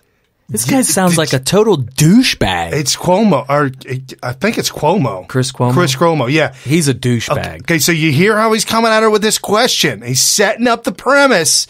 He's ready to lay it out and not ready for Kelly. And was told by the director, well, I no, you're not. appreciate you informing me on 3 separate occasions that I am not under investigation. Where is it that the president asked him that? Well, how did he find out? Chris, I'm not going to reveal to you conversations between the President of the United States and the Director of FBI. It's so important because it's so wrong, Kellyanne. What's wrong? You just wrong. made a If that that's communication false. happened, I don't know that it's false. I don't know that the president didn't ask him. Then you shouldn't have said it. Either he asked him or he was told. Somehow it was communicated to the president. Reporter, not an opinion journalist. Somehow it was communicated to the president, right? How was that? How was that okay? I'm sorry. Where is this in the letter? Let me let your viewers look at the second paragraph. Where is this in the letters? Put up the second paragraph. Why don't I read it? While I greatly appreciate you informing me on 3 separate occasions that I am not under investigation, I nevertheless concur with the judgment of the Department of Justice that you are no longer able to effectively lead the Bureau. Where does this say that the President asked FBI Director Comey? It does not say that he expressly asked him. Yeah, but he just said, did you hear him say, he just said, Trump expressly asked. Oh, yes, he did. And there at the end of the sound clip. Oh, yes, he did. At the end of the sound clip, he says, Trump never expressly said, dude, what are we doing here? This guy needs to be, just the fact, here's the thing. He's on CNN, right? Yes. We've already been exposed to Donald Trump calling them in front of the entire world very fake news. This is not the first time Chris Cuomo has acted like a complete unprofessional douchebag.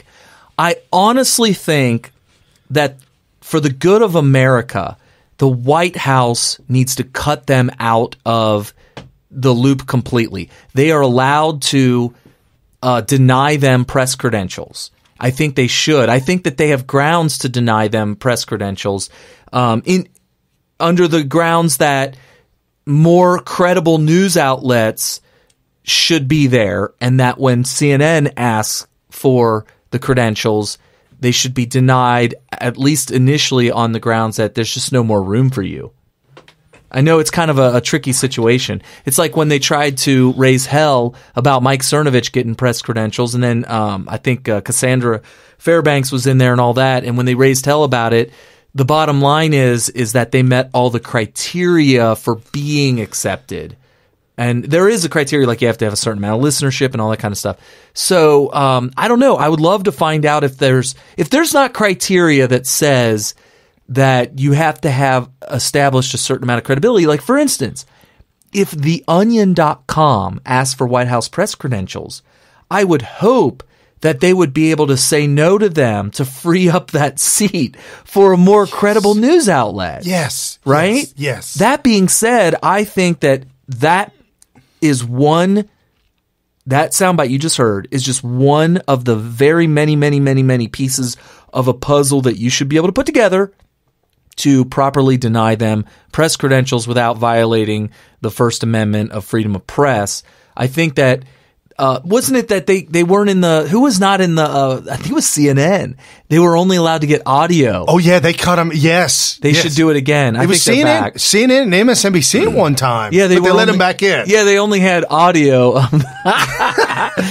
And they were referring the next day when they talked about the White House press briefing, they used audio from another news source. Yeah, they had to. Yeah. They had to. Yeah. And here's the thing. For all those people, you hear this all the time. Anytime they bring up, well, we're just going to cancel press briefings altogether. And they say it's an attack on the First Amendment. No, it's not. You guys can report on whatever you want at any time.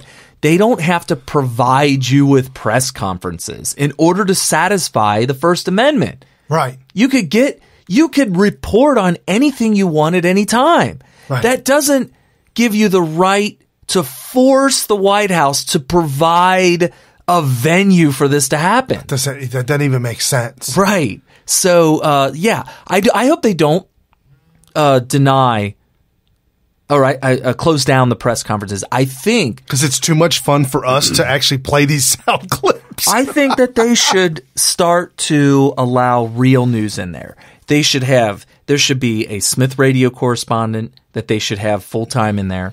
There should be Your Voice Radio. Mike Cernovich should be able to send a full-time press correspondent there. I think, is he with InfoWars now? So InfoWars, I'm not sure if he is, but InfoWars does have press credentials, just nobody in D.C. They need to, okay, so they got it already. Right. I can't fault the White House for InfoWars not having a full-time D.C. person. The Rebel TV has Jack Posobiec in there. From what I can tell, it sounds like he might be full-time there, which is awesome for him. And I think they need to start freeing up space for real news reporters and getting these fictitious narrative makers like CNN, MSNBC, Fox News, ABC, NBC, CBS, all of those jokesters. Al Franken. Franken. He's actually like a senator or something, isn't he? You know, you're talking about all this fake news and canceling the press corps. You know what? Here's the most painful thing, folks. Even if they tried to stop the press corps and just get rid of that altogether, obviously you're still going to have the fake news, CNN, fake news, and you've got fake news propagandists who are actual senators. Yeah, and you know, right now, Kekistan Rose. Did you see that? Kekistan Rose says that the press is a joke, and that's interesting that you say that. We're the press. The problem is that the White House, this is what I want President Trump and anybody that's in his circle to know and to think about. What she calls, quote, press, which we call fake news, and I'm sure she would agree, is given credibility by the White House. They need to stop giving them credibility. By the way, why has Spicer not asked Mike Cernovich, Jack Posobiec, Cassandra Fairbanks, and whoever else is in there in the real news any questions? Why on earth they should be telling him to never call on CNN, never call on Fox News, never call on MSNBC, NBC, CBS, all those fake news outlets. Why is Spicer calling on them? Why? They're asking him questions that are infuriating him because they're full of false premises. They're lies. The question themselves are lies because they're built on a false premise. Ask Mike Cernovich a question. Ask Jack Posobiec a question. Ask Cassandra Fairbanks a question, or whoever else is in there that are White House correspondents for real news. Why are they leaving these people out? I don't care if he comes in with a one-day pass. If it's somebody that we know and that we can identify as a real news person, give them a question and let them or pick their hand, like point to them, because obviously the people in the press corps call on them. Right. Yeah, absolutely call them. Instead, they call on these people that are liars, that work for the same company that Chris Cuomo does. Listen to the way he treated Kellyanne Conway. What a completely unprofessional douchebag he was with her. And you guys in the White House are calling on the White House correspondent for that fake news outlet. Maybe it's a very fake news outlet, and you still call on him. You go on Meet the Press. Is that who Trump went on? Yeah, Meet the Depressed. Went on Meet the Press. The big one right after he got elected was 60 Minutes. Why are you going on these? I know exactly why, because he said it. Oh, they have such a big audience. You know why they have a big audience? Because you're going on that show. Exactly. 60 Minutes had bigger ratings with Donald Trump than they've ever had until Mike Cernovich went on. So these people are giving these fake news outlets credibility when they should be calling on the people and going on the shows that are what we consider real news. Dave Rubin, very fair. He's like he's a Democrat that's been red-pilled. So now he's like a lot more conservative. He calls himself a Trumpocrat. Yeah, and he calls himself a libertarian. He's very pro-Trump for a lot of different reasons, but he's gay and he's been a total Democrat for a long time. And he's been red-pilled. The guy's very famous. He might get bigger numbers than 60 Minutes. Go on his show. If you have to get the word out, go on Dave Rubin's. Call up Smyth Radio. You got the number, right? I'm sure the White House has our red phone number. Oh, absolutely. We got the bat phone, the hotline. The bat phone, the hotline. Okay, so the point is that's what he needs to do flat out. Flat out. Go to the real news media and leave CNN, MSNBC, all of them, leave them alone. Changing it from fake news, though. Changing it from fake news, though. Very fake news. God shouldn't be calling on him. Shouldn't be calling on him. So Al Franken takes to the stage on C-SPAN 3. Did you know there was a C-SPAN 3? I did not know C-SPAN had 3. I didn't know there was a C-SPAN 2. I didn't. I really didn't. There's a C-SPAN, C-SPAN 1, C-SPAN 2, C-SPAN. Oh, by the way, real quick before you go on. Oh, go ahead. If you have not cut the cord, meaning you own or you purchase, you have the service of cable. Or Dish TV or Direct TV or whatever the word is for it. You are funding very fake news. You don't have to watch them. You do not have to watch them. CNN gets paid by the cable company. Forget CNN, Al Jazeera. That's sad. The network sold to Al Jazeera by the global warming lover, Bill Clinton's vice president. Gore? Gore owned a network, then sold it to Al Jazeera. Wow. Okay, so the point is, cut the cord and stop funding these guys. Right. So Al Franken takes the platform, takes the stage for 16 minutes. I listen to all of it. I have all 16 minutes loaded up. No, I'm lying to you, folks. I'm glad you're lying. I endured, nail-biting endured the first 3 minutes. Okay, they're just the first 3 minutes. And I clipped it down. So you condensed the first 3 minutes down to something shorter. 47 seconds. Oh, I could do that. I could totally do that. It's only a 3-hour show. We got to be careful. Work with me here, folks. Work with me. Al Franken, a stolen seat senator. He is. He absolutely is. A comedian, jokester, liberal, stole the seat. It's Stuart Smalley. In a diaper. Dude, they keep putting that diaper picture of him up on Twitter. Red Eagle. I mean, it's kind of pedophilia-like. It is. Now he's a senator. We know that the Russians carried out this attack with the goal of benefiting the campaign. We do know that the Russians interfered in the 2016 election. The Russians Kremlin preferred why the Russians favored Donald Trump. Russian government's effort, Trump campaign and the Russian government, between the campaign and Russia. No man or woman is above the law, and who has faith in the fair and impartial pursuit in the Russian operation to sway the election. What? The Russian explanation or operation to explain the election. Right. Was he even thinking when he said that? Russian, Trump campaign, Russia. It was 16 minutes. Oh, my gosh. We know for a fact that Russia hacked the campaign. This is a sitting senator. Well, I don't even like to give him that much respect. You can't. You can't give him that much. Diaper and can't control his bowels or something. I don't know. Might have irritable bowel syndrome or something. Who knows? Okay, so do you want to hear something positive? Sure. Waters World has got his own show, Waters, but it's not Waters World anymore. It's Waters, whatever. It's got his own show. Muddy Waters? Clear Waters. Oh, okay. Yeah, right. Clear Waters. And he had, and I teased this earlier, Bobby Knight. He had Bobby Knight on the show, which was, it was strange to me that Bobby Knight's back in the news. That is strange to me, too. Because he's been retired for so long. Maybe he's got a book out? I don't know. He called him up to get on the show and asked his opinion about Trump. Okay. And the Comey filing. I guess I'm calling him now. Fair enough. Hey, Bobby. Come on. Bobby, get on the show. And so this is Waters calling on Bobby and his opinion on Comey. Just dropping the hammer on Director of the FBI, James Comey. Acted very decisively, like a boss.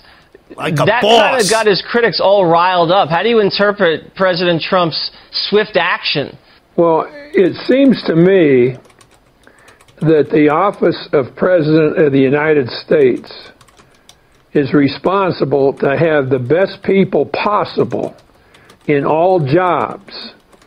And all he's doing, in my opinion, is trying to put the very best person there is available, possible, to be the director of the FBI. And I think that's what he's doing at this time. Some of the criticism has been pretty rough. I think we had Connecticut Senator Democrat Richard Blumenthal, raising all kinds of hell. Well, wouldn't you expect the Democrats to bitch about it? Of course. Well, so let's forget about that. We've got a guy here that's very tough, very smart, and he loves America. Mm-hmm. That's right. And he loves American people. Mm-hmm. And he wants to do everything he can to help America become as strong and as tough as we have been in the past. let's look at the last administration for just a minute. Okay. That last administration played more golf than it did working for the American public. That was one thing. That past administration left 4 American men to die in that Benghazi situation. Right. And it goes on and on and on with things like that. And I'll guarantee you one thing, there isn't going to be that kind of bullshit in a Donald Trump administration. Wow. That jogs the memory. Sometimes my old age get a little scrambled up in the old membrane and kind of forgot that the whole email scandal with Hillary Clinton originates from the Benghazi scandal because she allowed those 4 people to die, and there's speculation that she may have actually did it in a way to kill those people because she wanted them dead, but that she needed to have her hands clean of it to make it look like, they just died of a terrorist. So there was all this speculation as to what really happened and why it was that the negligence was probably the grossest I've ever seen in my life. Those emails that were deleted, a lot of them have to do with the Benghazi scandal. So she was covering up whatever she was trying to cover up by deleting emails with regards to the Benghazi scandal. And I totally forgot about that until Bobby Knight brought that up. Dan? Yeah? Dan Bongino? Bongino? Is that how you pronounce it? He's a former Secret Service, just a phenomenal guy. If you're on Twitter, follow him at DBONGINO. Okay. Great guy. He tweeted out, and I call him out because he said this, not me. I'm just repeating it. He tweeted out the difference between the Trump scandals and the Obama scandals is that all the Obama scandals are real. Yeah. Or absolutely. were real. Absolutely. Real scandals. Never picked up by MSM, covered up, hidden in great secrecy, if you will. Just an absolute shame that we even have to be going through this. BONGINO. There you go. I put it up on the message board. Follow Dan. Great guy. Secret Service guy. Really good guy. Check this out. Trump tweeted out, Cyin Chuck Schemer stated recently, quote, I do not have confidence in Comey. I don't want to name slipped my mind any longer. Then acts so indignant. Hashtag drain the swamp. Keith Olberman, who I am shocked is even allowed to have an account on Twitter anymore. And I'm shocked that his mom still allows him to do videos in the basement. There's no doubt. He's in the basement. His mom's He couldn't even afford good stuff. No, can't. It's got low definition. It's terrible. All capital letters. Retweets or does a quote when he quotes Donald Trump's tweet, which shows up on his timeline, and he replied all in cap letters, to hell with you, you MFer, but he spelled it all out, traitor. Yeah, he's kind of like the shock jock of commie political commentators, is what I kind of describe him as. He's terrible. He was it was him and Glenn Beck were trying to one up each other against each other, one on the right, one on the left, on Fox News and MSNBC. And it got to the point where it got so bad that they ended up doing a joint secret operation where they would fire them both. It's like the one side said, hey, you need to get rid of him. The other guy said, hey, you need to get rid of him. And they said, well, how about this? We'll get rid of Keith Olberman, and then 6 months later, we'll get rid of Glenn Beck. And so that's what happened. Dude, that's crazy because that's exactly how it went down. Yeah. Nobody knows that. You've only hear it. That is an exclusive. I will say, we are real news. I will say that that's speculation. That is a conspiracy theory, if you will. It's a Smyth Radio exclusive conspiracy theory, but it just seems too obvious. It holds water. It seems too obvious. Yeah. Seems too obvious. So here's The Hill. If you don't know The Hill is fake news. The Hill likes to troll people with articles that are somewhat good, sort of, but not really, and then you realize it's fake news. This is just the first few lines from The Hill. President Trump is besieged by internal leaks as he tries to weather the fallout from his firing of the FBI Director James Comey. So apparently, according to The Hill, okay, that Trump is dealing with a fallout after firing Comey. I don't know how that works. Media, that's their narrative big time. Media reports, so they don't even say who it is. It's just some media outlet reports. It could be 4chan. Probably. Media reports about the run-up to Trump's decision paint him as isolated and consumed with anger and paranoia, prompting questions from Trump allies about whose interest these government officials had in mind when they spoke to the press. The behind-the-scenes stories have often undermined the White House's public reasoning for firing Comey, causing further political trouble for the administration and exacerbating growing divisions between Trump and his law enforcement agencies. Fake news. Just so fake. Now, don't get me wrong. Probably the only part of that might be real, that is real, that's coming. Trump's in the middle of draining the swamp. There's a lot of leaking going on, like a sieve. And there's some bad people in the administration, bad people that are close to him, that he needs to find out who it is. And we just discovered this week, after the firing of Comey, the second in command, the top FBI official, found to have, this is Comey and then Comey's second in command, found to have Clinton ties and wife's contributions to the Clinton campaign, funding the Clintons with money found from wherever. I'm just saying. I mean, what is going on here? The top FBI guy, and here's the thing about Comey. Comey goes back, way back. Comey's brother is very important and goes way back as well. Comey's brother was a CPA for the Clinton Foundation. As soon as Barack Obama was president, he quit being a CPA and opened up a construction company. Okay. And gained a majority of government renovations of government buildings from Obama.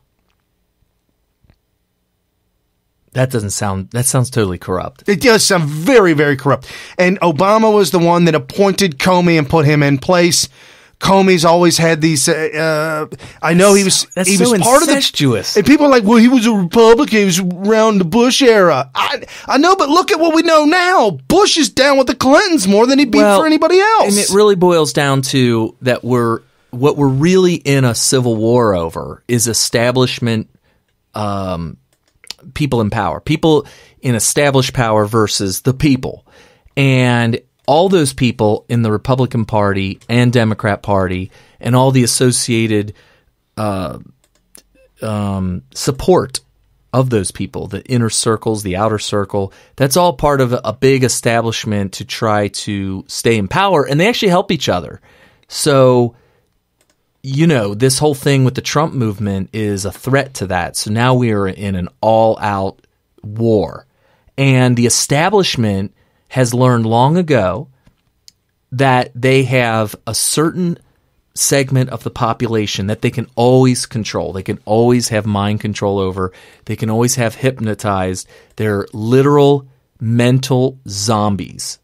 And we saw that on display on the Colbert Show when he accidentally forgot to reprogram their brains to boo when he announced that Comey was fired, because it happened too quickly and they didn't get a chance to reprogram these zombies' brains.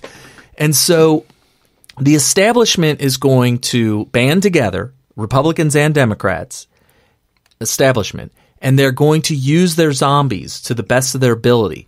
What the people, the Trump movement, and the reason Trump won is because we're getting pretty effective at red-pilling the zombies. Yes. That's what is happening here. This is the Civil War. It's about red-pilling.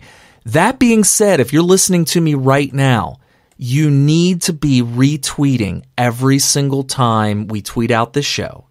You need to share it on Facebook. Don't be afraid. I used to be so afraid. I know you to were. Post stuff years ago on Facebook. Like, I'll do the show, and I wanted to create an independent following because I had this huge following on Facebook of people that were not involved in politics at all. Right. At all. And when you retweet this out or you share it on Facebook, just say, hey, listen to Smyth Radio, military veteran talk radio. Yeah, you could do that. I mean, that's kind of The red pilling is critical. Ask yourself this. How important is this to you? How important is it that establishment people are using the illegal means to gain power in order to destroy what you think is good and wholesome and great about America and life in general? This is life.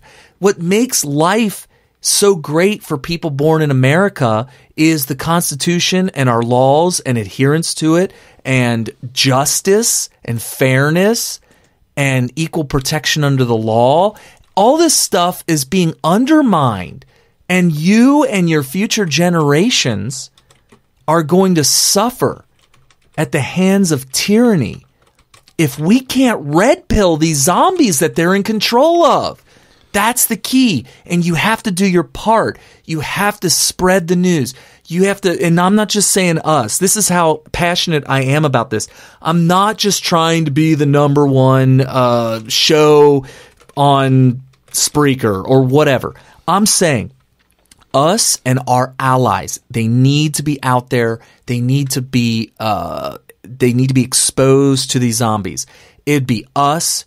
It'd be your InfoWars. It'd be Your Voice Radio. It's your, who else is out there? The Rebel Media. Independent people like Tim Pool. Cassandra Fairbanks is independent. All these people, not only should you be following them, but every time they say something that sounds pretty damn good at all, if it's something that you're like, I like that tweet. It doesn't have to be a tweet that's like, wow, man, that's a once in a month tweet, man. That really nailed it. I'm going to retweet that. No, it should be anything that you're like, yes, I agree with that. Even a calm yes. Yeah. I agree with that. Sure. You should like it. You should share it. You should retweet it. You should put it on Facebook. You should also be following these people on Facebook and sharing, liking, and retweeting the stuff they do there when they go live. Mark Dice. Mark Dice is one. We support him. There's a bunch of other ones too. I could probably go through, but yeah. And we continue to keep talking about these people. So you go through. And by the way, the Rebel has a bunch of people. All of them individually on the Rebel should be followed.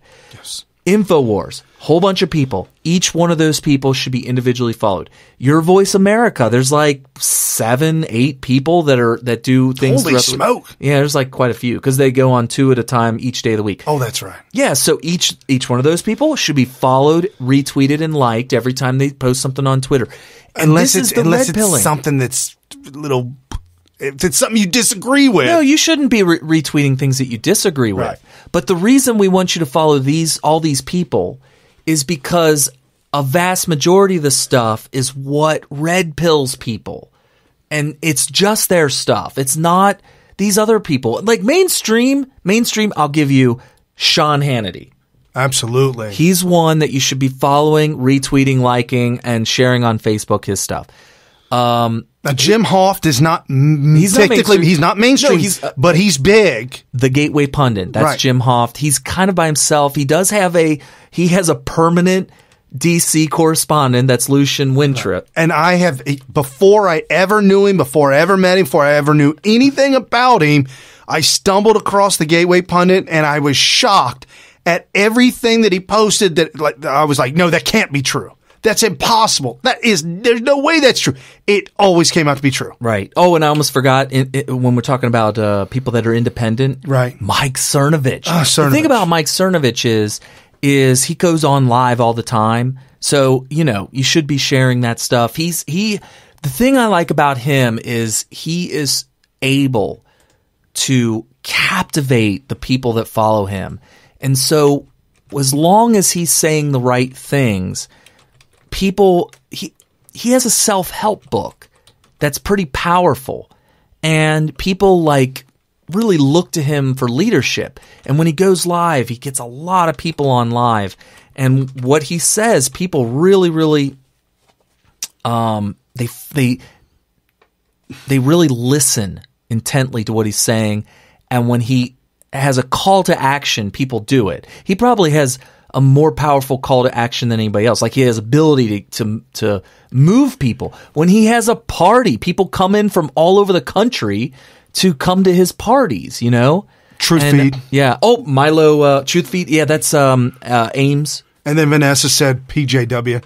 Well, she didn't say PJW. I know. Yeah. She just called it Paul Joseph Watson. I call him PJW. But yeah. InfoWars. Incredible. Great. If you go to InfoWars and you follow every one of those people, PJW is a part of that. So yeah, that's definitely PJW is part of that.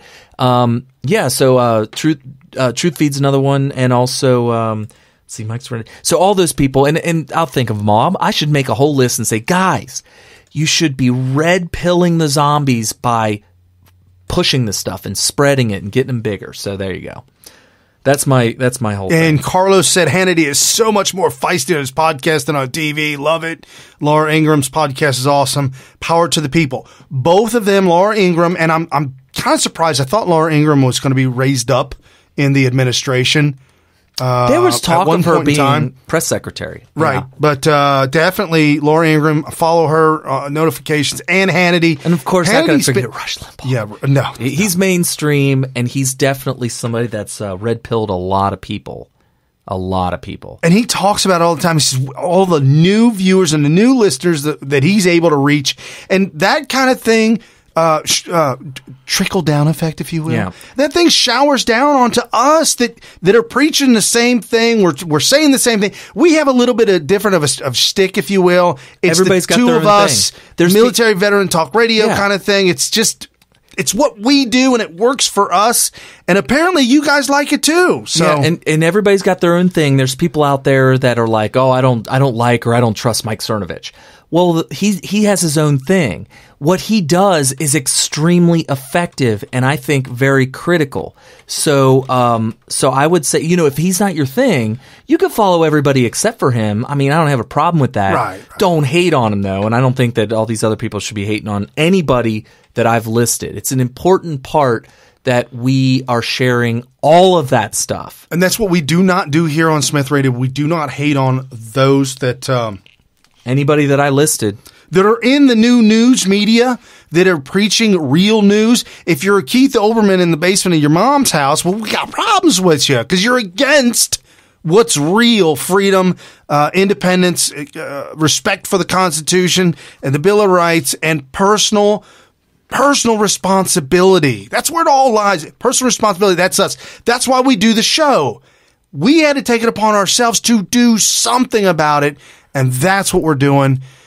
And you're listening to Smith Radio with Brian Smith and Carrie Smith. 3 hours every Sunday evening, 5 to 8 p.m. Eastern. If you want to be a part of the chat message board, live, listen to us then, and go to Smith Radio, SMYTH, radio.info. That'll take you directly to the Spreaker page so you can listen to us live. SmithRadio.com is our landing page where you can find everything.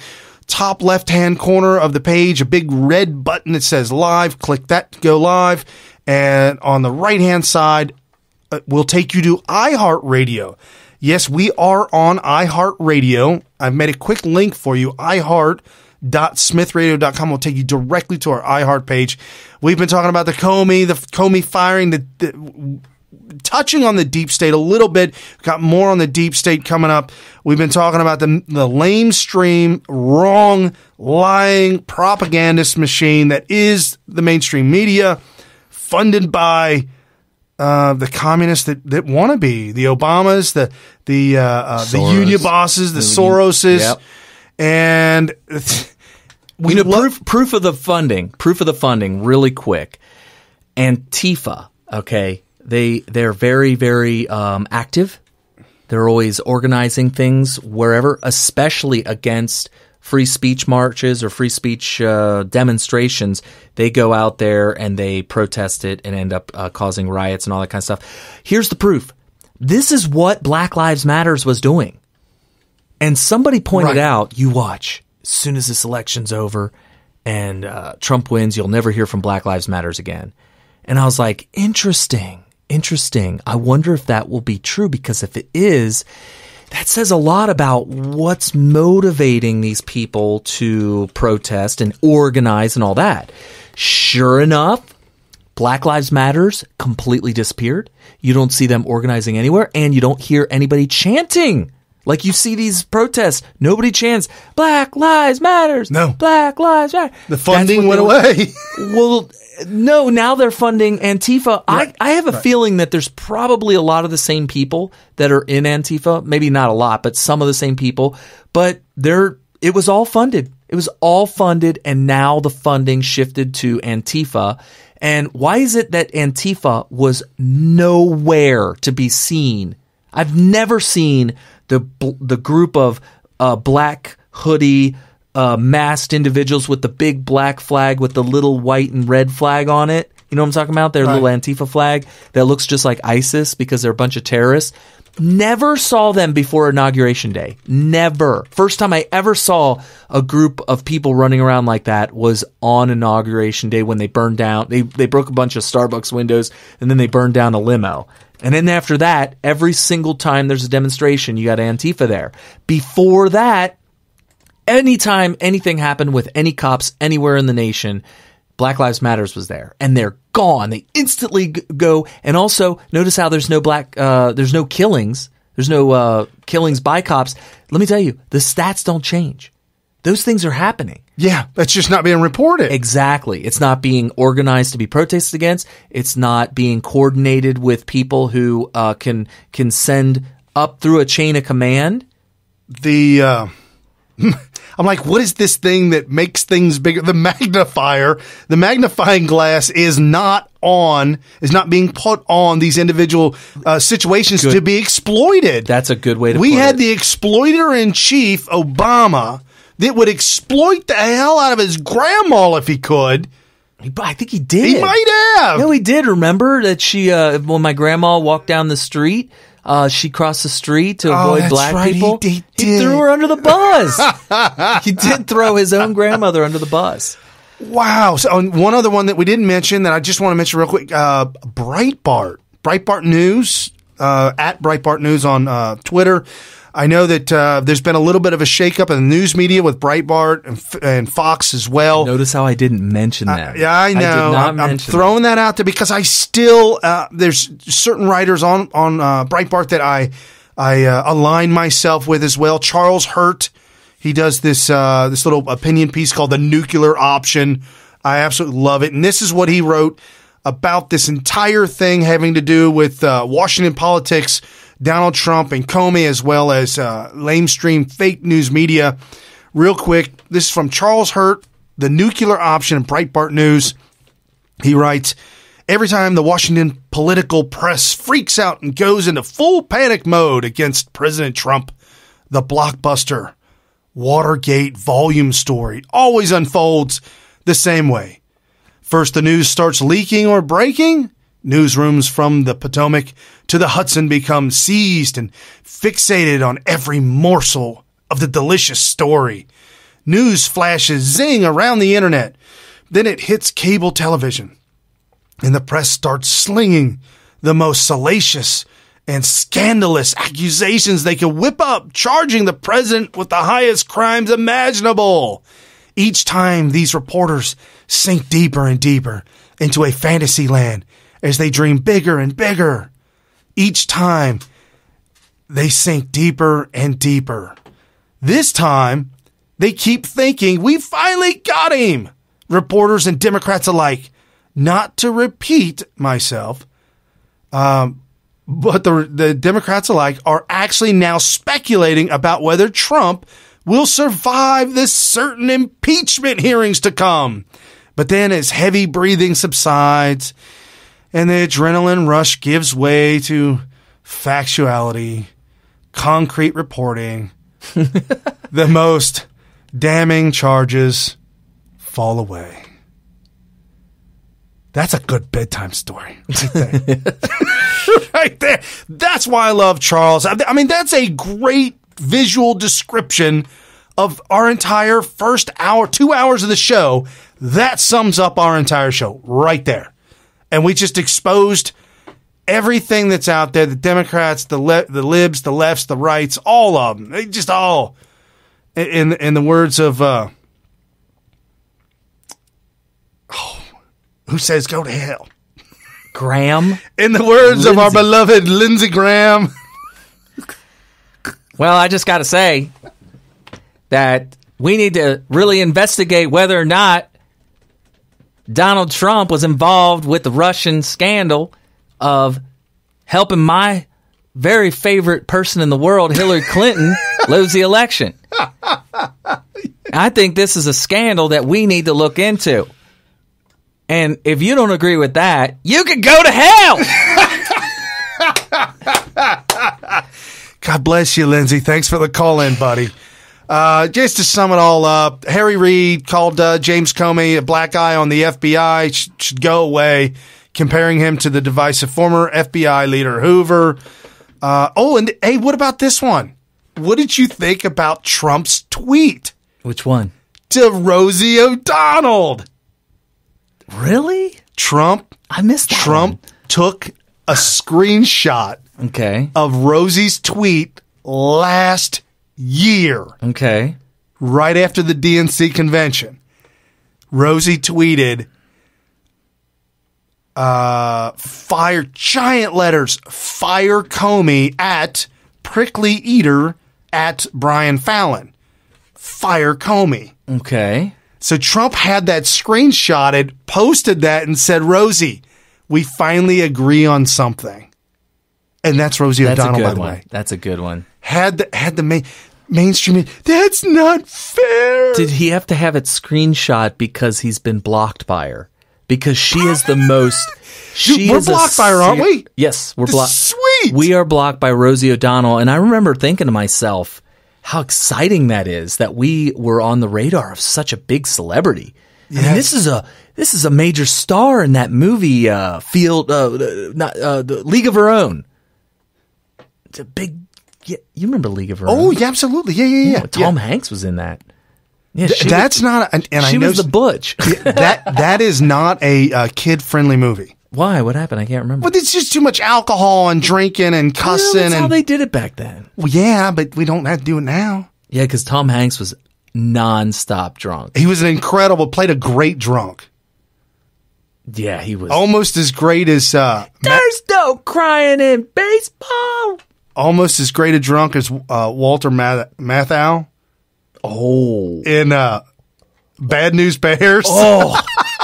That's not kid-friendly either. No! We saw that as kids. We watched that as kids all the time. I didn't realize how bad it was. Now, mind you, we probably saw the network Saturday morning version of it, where it's all cut up and cleaned up. Are you crying? There's no crying in politics. By Rose. Thank you. Oh, that's hysterical. Yeah. No, that. Oh, Bad News Bears. I forgot. And he was always drinking, and other kids were drinking, and everybody's. Oh, they did have young kids swinging on cans of beer. Remember the kid that was smoking cigarettes and yes! beat the what's her name in the pool hall? Dude. Yeah. Wow. So Jack Posobiec, if you don't follow him as well. Jack he lives in D.C. Good friend of ours, has his own thing. He's with Rebel Media. He's with Rebel Media. Yeah. He tweeted out this week 2 different tweets. One says sources tell him that Jack Comey dropped the investigation into Susan Rice unmasking because it would implicate him. That is explosive. More to come. Implicate the FBI. Right. That more to come. When I saw that, in fact, I think it was Sam Keels that alerted me of that tweet, because there's just so many tweets going on in my Twitter handle that I don't see them all. Well, Sam kind of alerted me to that tweet, and I was just like, oh, that is too juicy. That is a juicy tweet. Jack definitely knows how to... And he said more to come. I tease you. He teased well, and I don't have any reason why not to believe Jack. I'll take him for his word, and I'll wait for more evidence. He's being sued by the French government. For talking about French politics. And the other tweet that he tweeted out, polygraphs to be used to find leakers. I just saw that for the first time right now. And Tillerson agrees. That might be trollacious. The thing is nobody... polygraphs have been so discredited. Hold on. If you watch the most recent Mission Impossible, because that's the best source, right? Well, Tom Hanks. Well, Tom Cruise. Oh, yeah. has a list of characters that are I love them all. They're great. Okay. Even the bald black guy from Pulp Fiction that was had the thing in his open. Duncan? Up. Yeah. Tony Duncan. Is that it? Or I don't know his name. The Green Mile guy. Yeah, the Green Mile guy. No, it's not the Green Mile guy. They're two big giant guys. And yeah. Anywho, well, they did polygraph. They did polygraph on all the employees. Okay. I need to ask our inside government official, who will be unnamed, works for the government. Okay. Deep in the government. The government. I mean, so deep that he may have had to go through a polygraph. I've never asked him. Okay. I mean, he had to go to a whole nother city for... But he doesn't have those kind of clearances, though, does he? Oh, yeah. Really? Yeah. I didn't know that. Yeah. That's how good he is. We didn't even He's know. So good that he didn't even tell us. Oh, so to wrap all this Comey thing up, did you hear what Liz Palmer from CBSN did? I have no idea. I guess they sent her on a plane to Russia. They did? She caught up with Putin. No. Yes, no, I'm telling you. No. I saw the video. I'm going to play the audio. You can't see it. You've got to trust me. This is the man himself. Putin. She caught up with Putin. Was he on a horse without a shirt? No. He was in a hockey uniform. Oh, that's right. Getting ready to go on the ice. Okay, because he does that shtick where he goes out there and I'm going to tell you right now. And they all get out of his way and they act like... And you can tell because he still has his two front teeth that are real. Wait, so it's kind of like Kim Jong-un when played he goes golf. He played golf one time. And he got a hole-in-one on every one and was bored with the game. Yeah, he scored a 18. He scored an 18. On 18 holes. Yes. Right. That's what was reported by the government media. It was a par 5. Okay, so Liz catches up. He's in a hockey suit. He's getting ready to go on the ice. Liz sticks a mic in Putin's face and has a translator. So stick with me. Listen very closely at how this thing plays out, and then I'll have to translate the English-Russian for you. How will the firing of James Comey affect U.S.-Russia relations?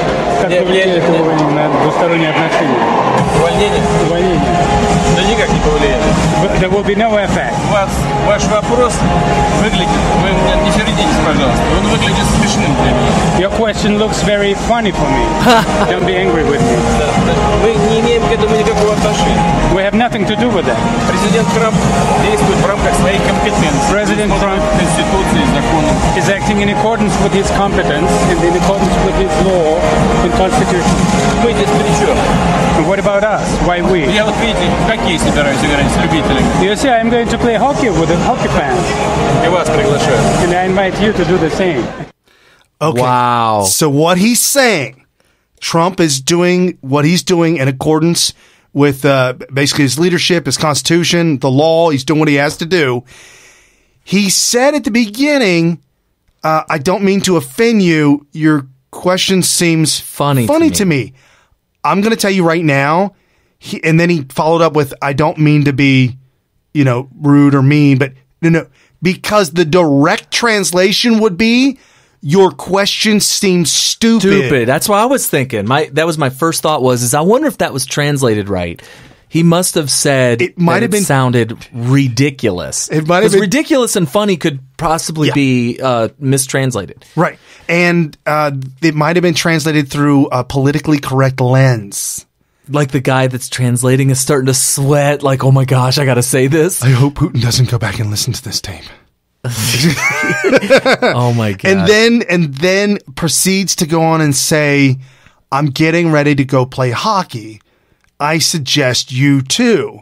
Not meaning go play hockey. Meaning Go do something else. Do something a little bit more productive than ask me stupid questions that his first answer was, this has nothing to do with me. It's not going to affect our relationship at all. Why would it?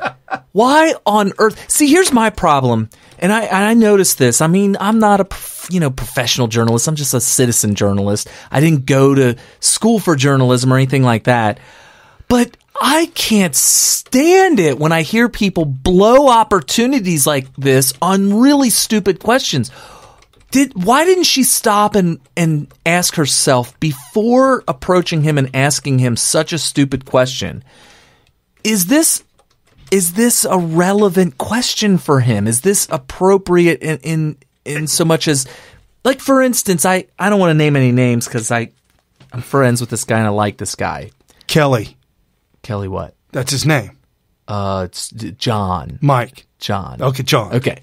So John wanted to ask the executive branch through the press secretary what they were going to if they were going to do anything about how bad the press is and how much they lie and all this kind of stuff about the press. And my response, he didn't get a chance to ask it, but I was like, wait a minute. The executive branch does not, nor should they, have any control over what the press does. If they want to lie, they can lie. If they want to tell the truth, they could tell the truth. Maybe a more appropriate question would have been, do you plan on calling on them less? I think that would have been a little bit. But I noticed that people are having trouble thinking or imagining the most appropriate question for that particular person. And when you're asking the press secretary something, you're asking the executive branch. What is it the executive branch does have control over? And ask a question that would give you an answer that they actually have control over. Yeah, just like her asking, like CNN trying to jam down the throat of the Russian ambassador. What Comey firing? Right. And he turns around and looks at her. Really? And then this thing with Putin. What the hell does Putin care about Comey? And how would it have any effect on the relationship between Russia and America? Like, good or bad, right. What's the premise? Right. What's the premise of the question? Like, I've heard a lot of false premises. I've heard a lot of total lies. I've heard a lot of total complete fictions, fictitious narratives, all of that stuff. What in the world did she think the answer could have possibly been? Right. Like, our relationship is going to be so much stronger now that Comey's gone. Or he would say, Comey being fired has me worried. Or this means war. I mean, come on. What a wasted opportunity. He should have said that. He should have said, you had a chance to ask the most powerful man in the Eastern Hemisphere. Yes. A question. Just one question. This is it. You're on the pitcher's mound. You have the ball in hand. You wind up and you throw it and it bounces off the head of the second baseman. Kind of like Obama did. No, Mark Mallory. So what was the question she asked? She came up with, boxers are brief. Mr. Putin. Boxers are briefs. That's what they did to Obama. No, that was Boxers are Briefs. That was Bill Clinton. And he loved that. Yeah, He's like, So we've got to. Which one pitches a bigger tent? Woo! Getting into the wee hours of the night, and we've got a lot of people blowing up on the message board. Just real quick, this was hysterical. By Kazakhstan? Is that how you pronounce it? Kekistan. Kek Rose. In Soviet Russia, voting machines hack you. I love those jokes. And then awesome. Sam, we got Sam on tonight again. Hashtag Teethgate. Are they real? Yes. Here's the thing. What? Yes. Teethgate? I don't know what Teethgate is. What is that? If Putin is a real hockey player, for real. I see where you're going with this. There is no hockey player alive. That's like your initiation into the world of hockey. You must open up your jaw and you must knock your teeth out. They all have fake teeth. Yeah, you won't even get past the. They won't even let you on the ice. You got to have teeth knocked out. I don't know. We're a little bit too southern to be a big hockey town. Like, we're not in Boston or anything like that. But yeah, we're way too warm to be hockey fans. But Sam says Trump has Sam's in Texas. What do they know about hockey in Texas? He says Trump has Putin's real teeth, according to 30 sources in the White House. In the White House, right? Sources told me. Okay. No, somebody close to the Kremlin says to somebody close to somebody in the White House. Right. We got the 6 degrees of separation. So did you hear about, and here's a little bit more MSNBC, Joy Reid. Joy Reid, and for all intents and purposes, I only point out people's races if they make it a point about race. Right, because we here at Smyth Radio have a dream. We do. We have a dream. A colorblind world. One day that we'll be able to have little black children and little black kids and white kids will be able to play together and not have to worry about the color of the skin because they're going to judge each other by the content of their character. Right. And Dr. Martin Luther King Jr.'s niece, they don't know for sure what he voted, Republican or Democrat, because he never spoke about it. But she says by the information that she knows of and the things that he's done in his life, he would most likely be a Republican. Dr. Martin Luther King Jr. He was on his way to being red-pilled if he was liberal at all. So Joy on MSNBC is talking about Sessions because Sessions came up this week. Law enforcement, the law and order candidate, Donald Trump, Jeff Sessions is absolutely the right guy to put in place to create the law and order kind of environment. And Joy does not like this. Why not? This strikes me as something that is a particular obsession of Jefferson Sessions, who wants this. Okay, hold on, and I'm going to explain this. I thought about this. What was that? Jefferson Sessions. And so he's not Jeffrey, he's Jefferson. And I'm going, and you heard it for the first time, so I don't expect you to be on top of this. But if you think back to our young days as children, on Friday nights, we used to watch a TV show every Friday night. One of the most popular shows for kids, the Dukes of Hazzard. And the boss, the main head cop, the boss, the guy, Boss Hogg, his name was J.D. Hogg. Okay, Jefferson Davis. Right. It was right. And the president that you will never see on our list of presidents, Jefferson Davis, was elected president of the South. Of the Confederacy. Okay. So she's screaming Ku Klux Klan. Well, his name is Jefferson Beauregard Sessions. Right, Beauregard. She could have called him Beau. But it's kind of like, okay, I'm gonna call hypocrisy on you for real quick and see what I want you to tell me. They got upset whenever we said Barack Hussein Obama. And then there were people on the right who wanted to troll people by calling him Barack Hussein Obama. I did it on purpose because I wanted people to know that his Muslim heritage. Well, Barack and Obama, you don't need to even throw in Hussein. Well, Hussein is directly connected to Saddam Hussein. Yeah, but that's what I saw. Okay. Where are you going? You're right. So calling him Beauregard and calling him Jefferson is the same attempt to make a connection to the Confederacy as making sure you use the word Hussein in Barack Hussein Obama's name to connect him with Muslim heritage. Well, Saddam Hussein. Yeah, right. Yeah. But, the name Barack and Obama, both of those names are both of Islamic origin. We'll get you over there. It's both Islamic origin. She's talking about KKK and race. She says Jefferson. It's just like I want to make sure. Oh, did I forget to say Jefferson? Oh, let me back up. I did rehearse this and told myself not to. Jefferson Beauregard Sessions. She should have called him Jefferson Beauregard. Yes, she should. This strikes me as something that is a particular obsession of Jefferson Sessions, who once said the only time he turned against the Klan was when he found that they smoked weed.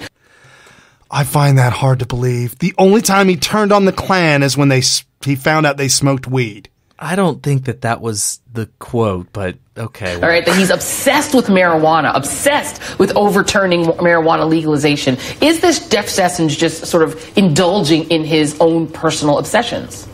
Well, it may well be. And we had seen in the last couple of years, I know you've been reporting on this, Joy, some bipartisan movement with Republicans and Democrats both talking about criminal justice reform and dealing with the mass incarceration which disproportionately affects African American men.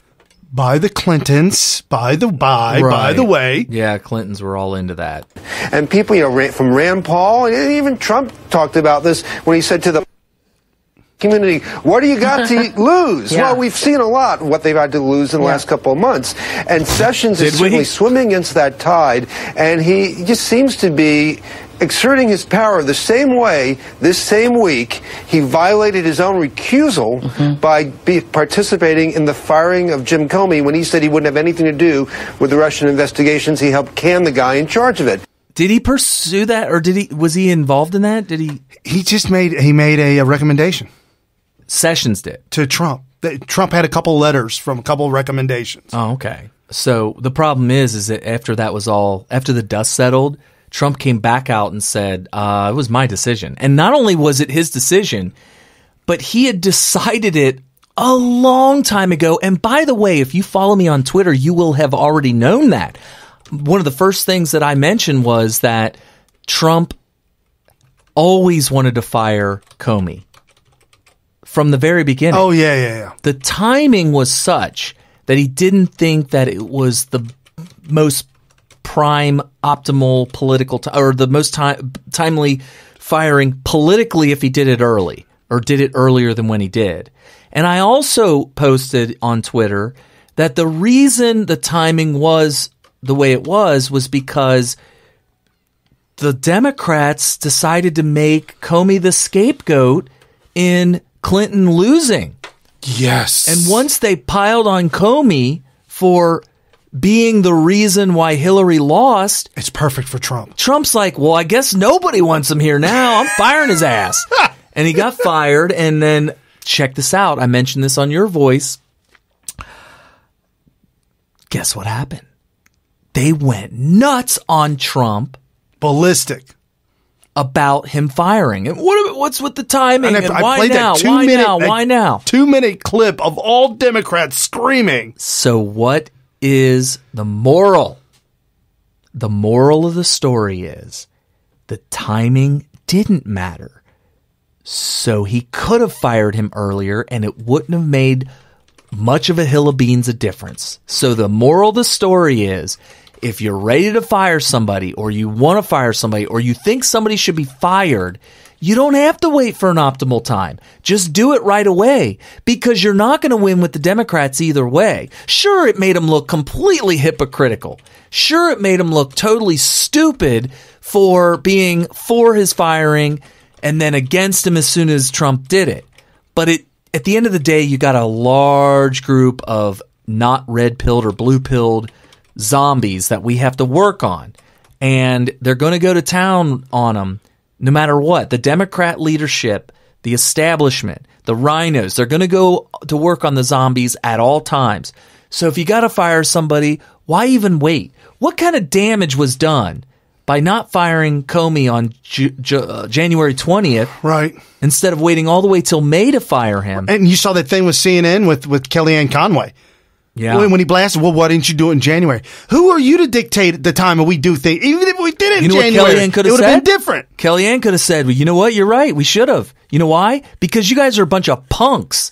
You guys are a bunch of punks that are going to be hypocritical. You're going to go against your own word. You're going to be liars. You guys lie at all times. You guys are never going to say anything honest about anything that happens. So you know what, Chris Cuomo, unprofessional douchebag, you're 100% right. We should have fired him in January 20th. And guess what? From here on out, when somebody is up for firing, they're going to be fired immediately because we don't need to listen to you guys anymore. You guys are completely powerless now. You guys have no power. And by the way, I'm not coming on your show anymore. And I have word from some of my buddies inside the White House that we're no longer going to call on you in press briefings. Yep. That's exactly what she should have said. Bye-bye.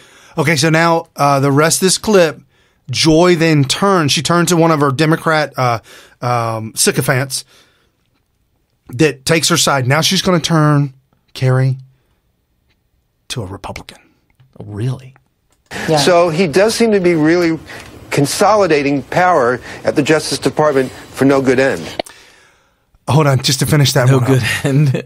Consolidating power at the Justice Department at no good end. To consolidate power at the Justice Department. I didn't know the Justice Department was not consolidated. I didn't know they were spread out. I don't know what he's talking about. Yeah, he's making up buzzwords. Right. These are literal buzzwords. It makes no sense. Okay, now back to Joy. Put your seatbelt on, kids. And for no good ends, and Evan, in a very specific way. I mean, he either is just indulging his obsessions, or maybe some private prison interest, maybe you have an interest in him, and he's going to enrich them, or this is about a kind of trolling of people of color that is common in your party.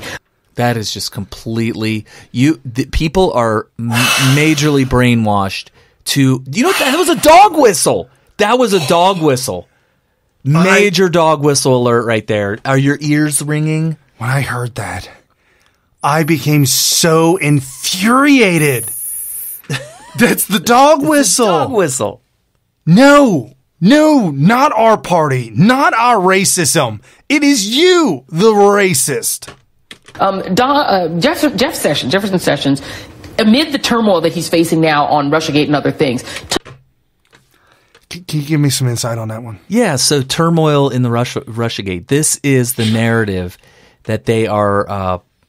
We talked about this the first hour. I mean, they're making up that there is turmoil amongst the inner circle, outer circle, the whole administration, that they're really reeling and they're constantly bobbing and weaving and they're doing the rope-a-dope and they're getting beat up and they're doing a standing 8 count. And this Russiagate has really got them on the ropes.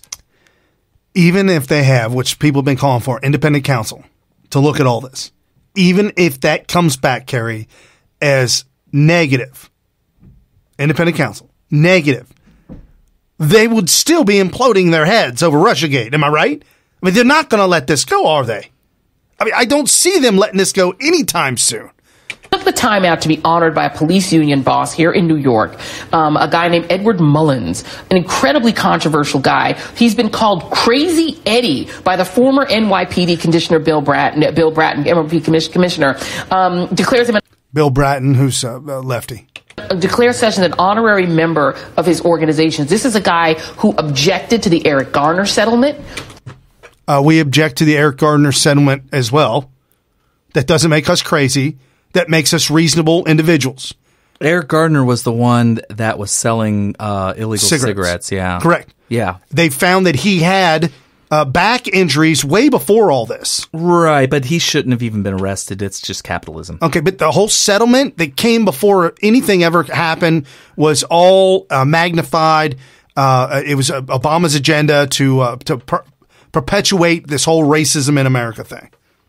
Anyways, I'm just saying. Who said it was a travesty, who walked out when police had to admit that they beat, I think, a 60-something-year-old man, and they had to settle. He walked out and called that a travesty. He objected to Beyonce's performance at the Super Bowl. I do, too.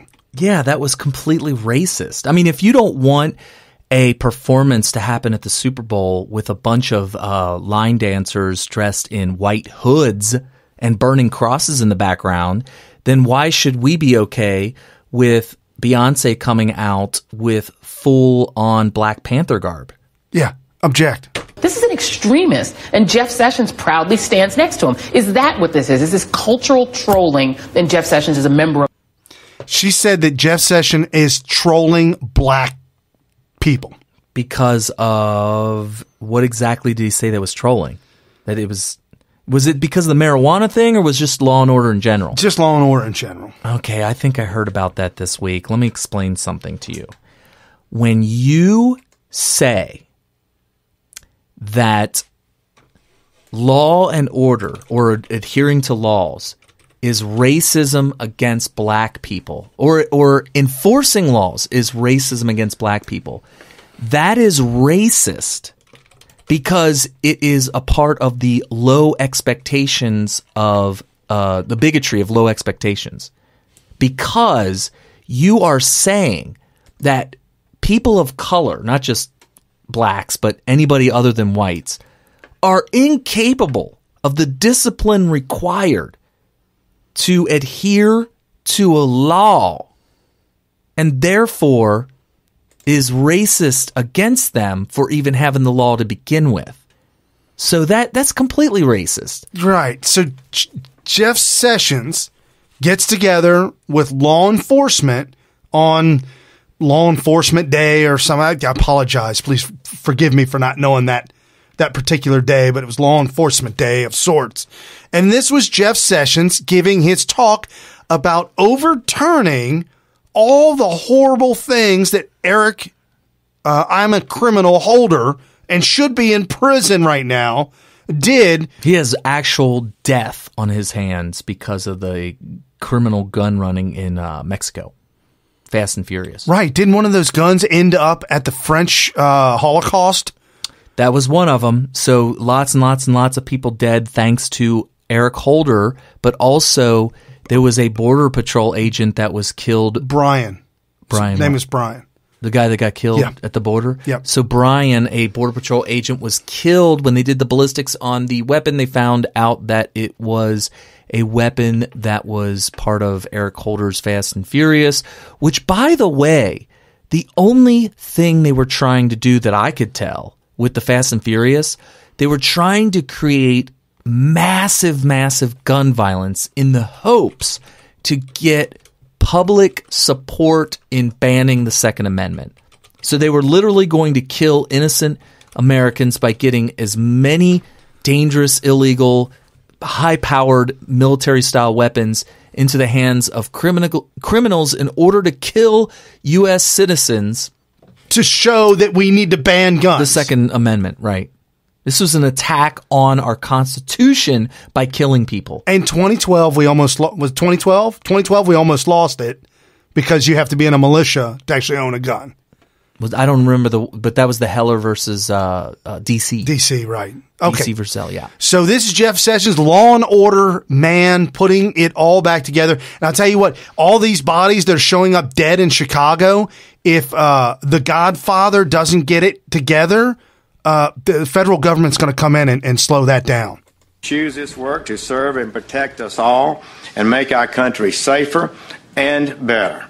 There is a sense of satisfaction indeed, I have always felt, from doing one's duty to see that justice is done. As we begin the National Police Week, I want to thank every law enforcement officer in America. Thank them for this. We honor your service. We remember the sacrifices of your brothers and sisters who have fallen in the line of duty. And we are grateful that you keep our communities safe. Okay. There's still a little bit more of that left. But when was the last time you heard an attorney general say that about law enforcement? It's incredible. It's a breath of fresh air. Yes. We here at the Department of Justice will continue to remind all Americans what a noble calling this is. So other good people will choose to answer the call just as each one of you did. That's another thing. Law enforcement application for employment, I'm going to say, is probably down after the last 8 years of ridiculing and destroying anyone who was a cop. Why would you want to be a cop? It was tough back then during the late 2000s. God bless, we're in a new era. And here's Jeff Sessions' dog whistle. Yikes! I don't know if you heard that. You have to have good speakers to probably hear that. I did hear it. There's some people that may not have heard that at all if they have bad speakers. Oh, okay. But that was his dog whistle. You may be a dog too, so I don't know. I would also encourage all Americans to this week to find your own way to show your gratitude to the people of law enforcement. Bring a home-cooked meal to your local precinct. Go to a national memorial service, or simply shake the hand of a police officer and say, thank you for your service. Under President Trump, this Department of Justice will have your back. We will do all that we can to keep you safe and promote public support for honorable officers in your dangerous work. I call on everyone to remember that it's not our privileged communities that suffer the most from crime and violence. Regardless of wealth or race, every American has a right to demand to live in a safe neighborhood. That's racist. Notice how he said this very, very intelligently worded. He said they have a right to demand that they live in a safe. Notice how he said he did not say they have a right to live in a safe neighborhood. No. He said they have a right to demand to live in. And that's because you can demand something and not necessarily be in it. But it's also not a right that you get a safe place to live. It's just what we try to strive for. So it's kind of interesting. And we will do our part. Today I am announcing that I sent a memo to each of our United States attorneys last night establishing a charging and sentencing policy for this Department of Justice.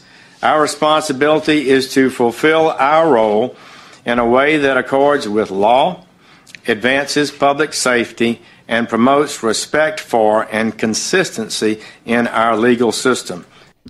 That is just incredible. It's about time. It's been, 10 years since we've had anything like that. And I've always known Jeff Sessions to be that steadfast, honorable guy. The first and only candidate he ever endorsed, Donald Trump, for president.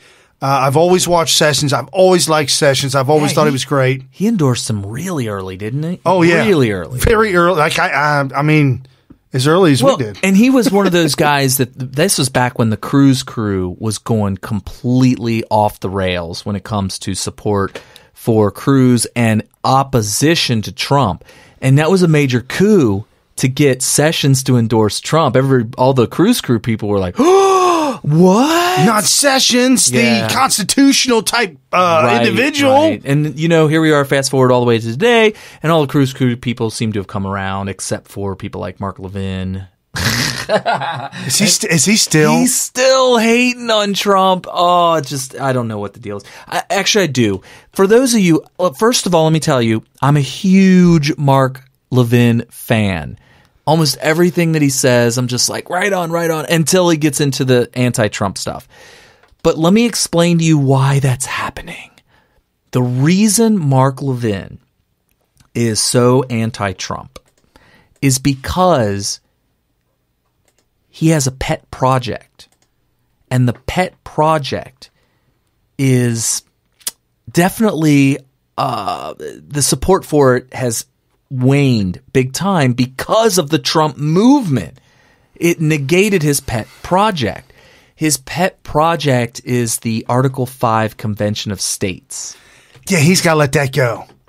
We don't need that now. We don't need it now. I'm not saying let it go, because one day Trump will no longer be president, and whoever takes over after Trump may be the catalyst for the Article 5 Convention of States.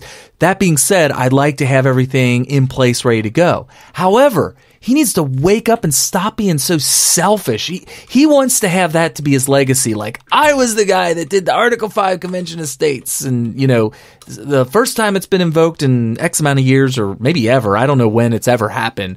But it's just a pet project of his that he really, really, really wants to see happen in his lifetime. And my whole thing is things that happen in your lifetime should be the things that are supposed to happen. You don't force it to happen. If it's not meant to be, you can't force it to be. And here's the thing that this is exactly what I said. I may have even said it on the program here before in the past. If Trump doesn't win, we are all in 100% on Article 5 Convention of States, because that's the only thing, that's the last ripcord that we have to save the country from tyrannical governments. Well, progressivism at the hand of Hillary Clinton. It's our last hope is to do a full Article 5 Convention of States. And instead, we got a win for the Trump movement, a win for the country. So we can put the Article 5 thing in mothballs as far as I'm concerned. At the very least, let's give Trump a chance. And if Trump fails, Article 5. What Levin is trying to do is he's trying to say, well, if I can convince enough people that the Trump movement and Trump himself is not the answer, then they'll have to resort to my Article 5. And that's what he's doing. He's just trying to convince people that it's not going to happen under Trump. And I'm telling you right now, it's looking like it's happening under Trump. Right. So check this out. I know you mentioned earlier that illegal immigration at the border is down.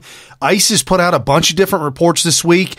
One of the reports is that ICE enforcement on the border are getting bored. They ain't got nothing to do. Literally, they're making reports saying that border crossings have all but just dropped through the floor. That's fine. I would rather pay those people to sit around and play Clash of Clans on their smartphones all day.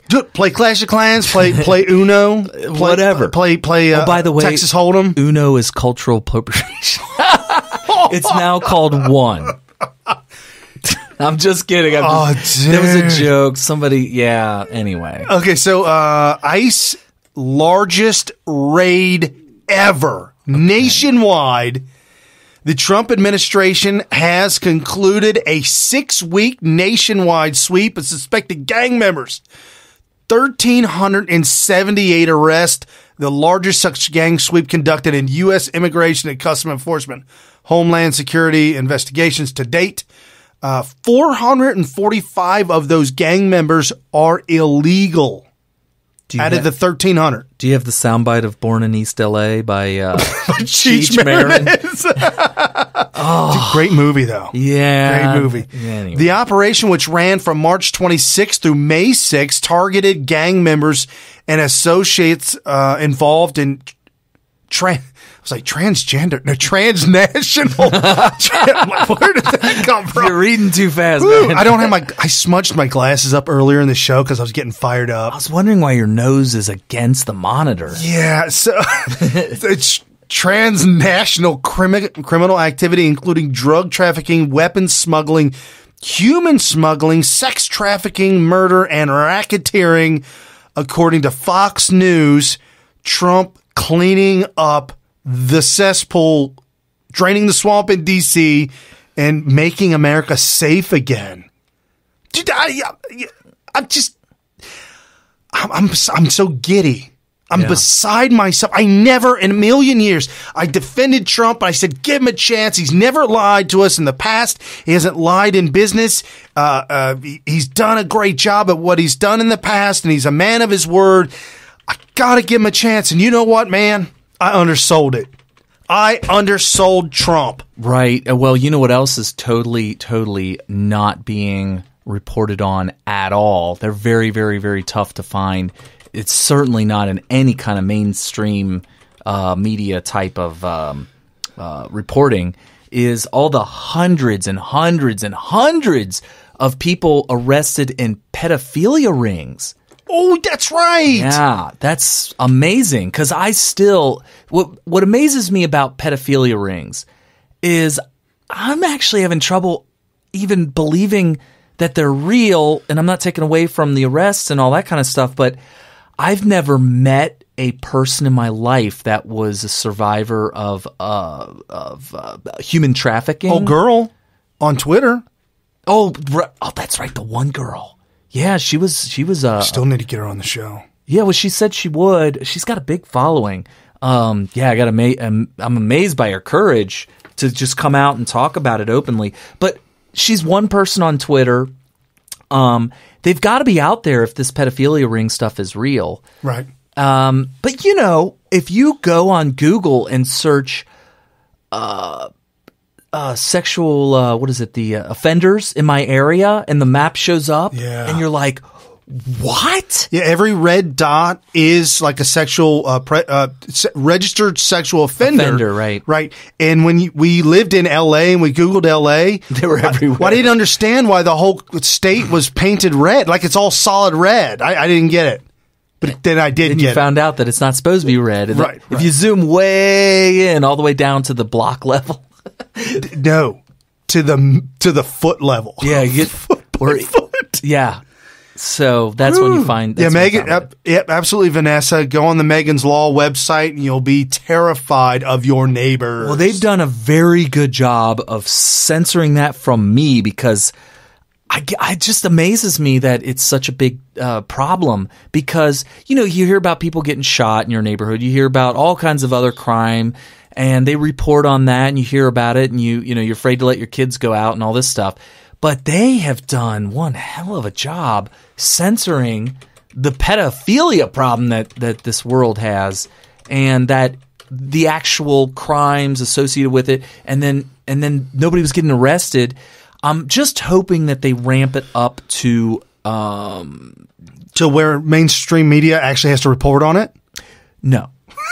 I don't care. They're not going to do it. To the point where all these people who are using pedophilia in order to gain power in Washington. Oh, right. With the Pizzagate. Yeah. Well, Pizzagate might be one part of it, but it seems like that's the go-to way to blackmail everybody and to gain power in D.C. is to blackmail them with kiddie porn, right. Or it could be, we had a guy tell us when we were in D.C. that that one of the things that they do is they roofie you. Yeah. And once you're out, they bring in a child, do stuff to you, and take pictures of it. When you come to, they say, hey, check out these pictures.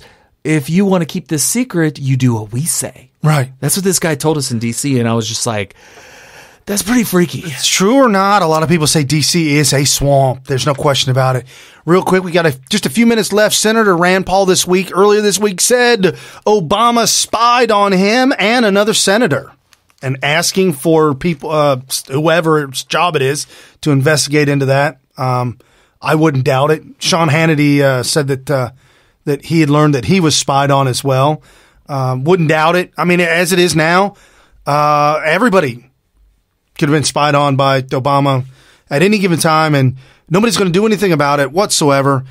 Donald Trump's executive order, voter fraud, going after voter fraud, and the Democrats are absolutely upset because they are going to lose votes. Voter fraud. Democrats lose votes. Yeah, so they're going to oppose any kind of voter fraud cleanup. Multiple companies. I came across Aetna, but also another healthcare company. There's two major. Aetna's the big one. Yeah. That's huge. Completely pulling out of Obamacare 2018 for good. That's pretty much going to be the beginning of the end of Obamacare. That's a death nail. What do you think of that? Just real quick, North Korea in the middle of the week. North Korea, Kim Jong-un was open to talks with Trump. Trump said, yeah, we're open to talks. We're going to work on this. And then Friday night, he launches another missile. That's so weird. Dude's nuts. Dude's insane. Sometimes I think that he doesn't know what message he sends to people when he fires a missile. It's kind of like the kid. Seriously, listen. It's the kid at 4th of July who is launching 6-inch mortars because it's fun. And the neighbor comes over and has a talk with him and about, it's dangerous and blah, blah, blah. And then he does it again. It's like he doesn't understand that he's really upsetting his neighbors. Right. So Kim Jong-il gets word that Trump will sit down and talk with him. He gets excited and shoots off a rocket. A little bit of double entente going on. Double entendre. And ain't nobody to suspend us like Jesse Waters. God bless him. And my little pet project that I like to report on. I don't like reporting on it, but it is socialism, communism 101, smack dab in our face in the Americas, in South America, Venezuela. reports once again, infant and maternal mortality rates skyrocket. 11,000 children under the age of 1 die in 2016 because of infant mortality rate. Isn't that going way down? That's skyrocketing in the country of Venezuela. Oh, Venezuela, yeah. No, it's dropping in America. They're saying that's a problem with Social Security is too many people are surviving. Oh, no, but yeah, infants under the age of 1 year old. It's because they're running into the hospital, taking their children to the hospital because they're starving. The bellies are getting big. Oh, you see the ribs. Right. It's like the third world countries we saw with Sally Struthers. Susan Sarandon, Sally Struthers. Right. With the candy bar and Haji. Here, Haji. Pose for the camera. And then she's off camera. She had 300 pounds eating a chocolate bar. Yeah, I can't take that. That's not my fault. That's Sam Kinison, stand-up comedian. That's right. I was like, where did I hear that before? Yes, Sam Kinison. Stick with me long enough and you'll hear something from Sam. Yes, your favorite. Good times, folks. Share us with everybody you know. Share us on Facebook, Twitter. We do have a Instagram account and sorts and other things. And if you've got an account somewhere, look us up. We're probably on it. We're also on gab.ai if you're on there too as well. And what's the next one coming up? Minds.com. Minds.com. Really simple, great name. Great name. MINDS.com. Wow, best 3 hours you're going to spend anywhere with anybody having a laugh at the mainstream media. Thank you for listening, folks. Enjoy your week. See you guys.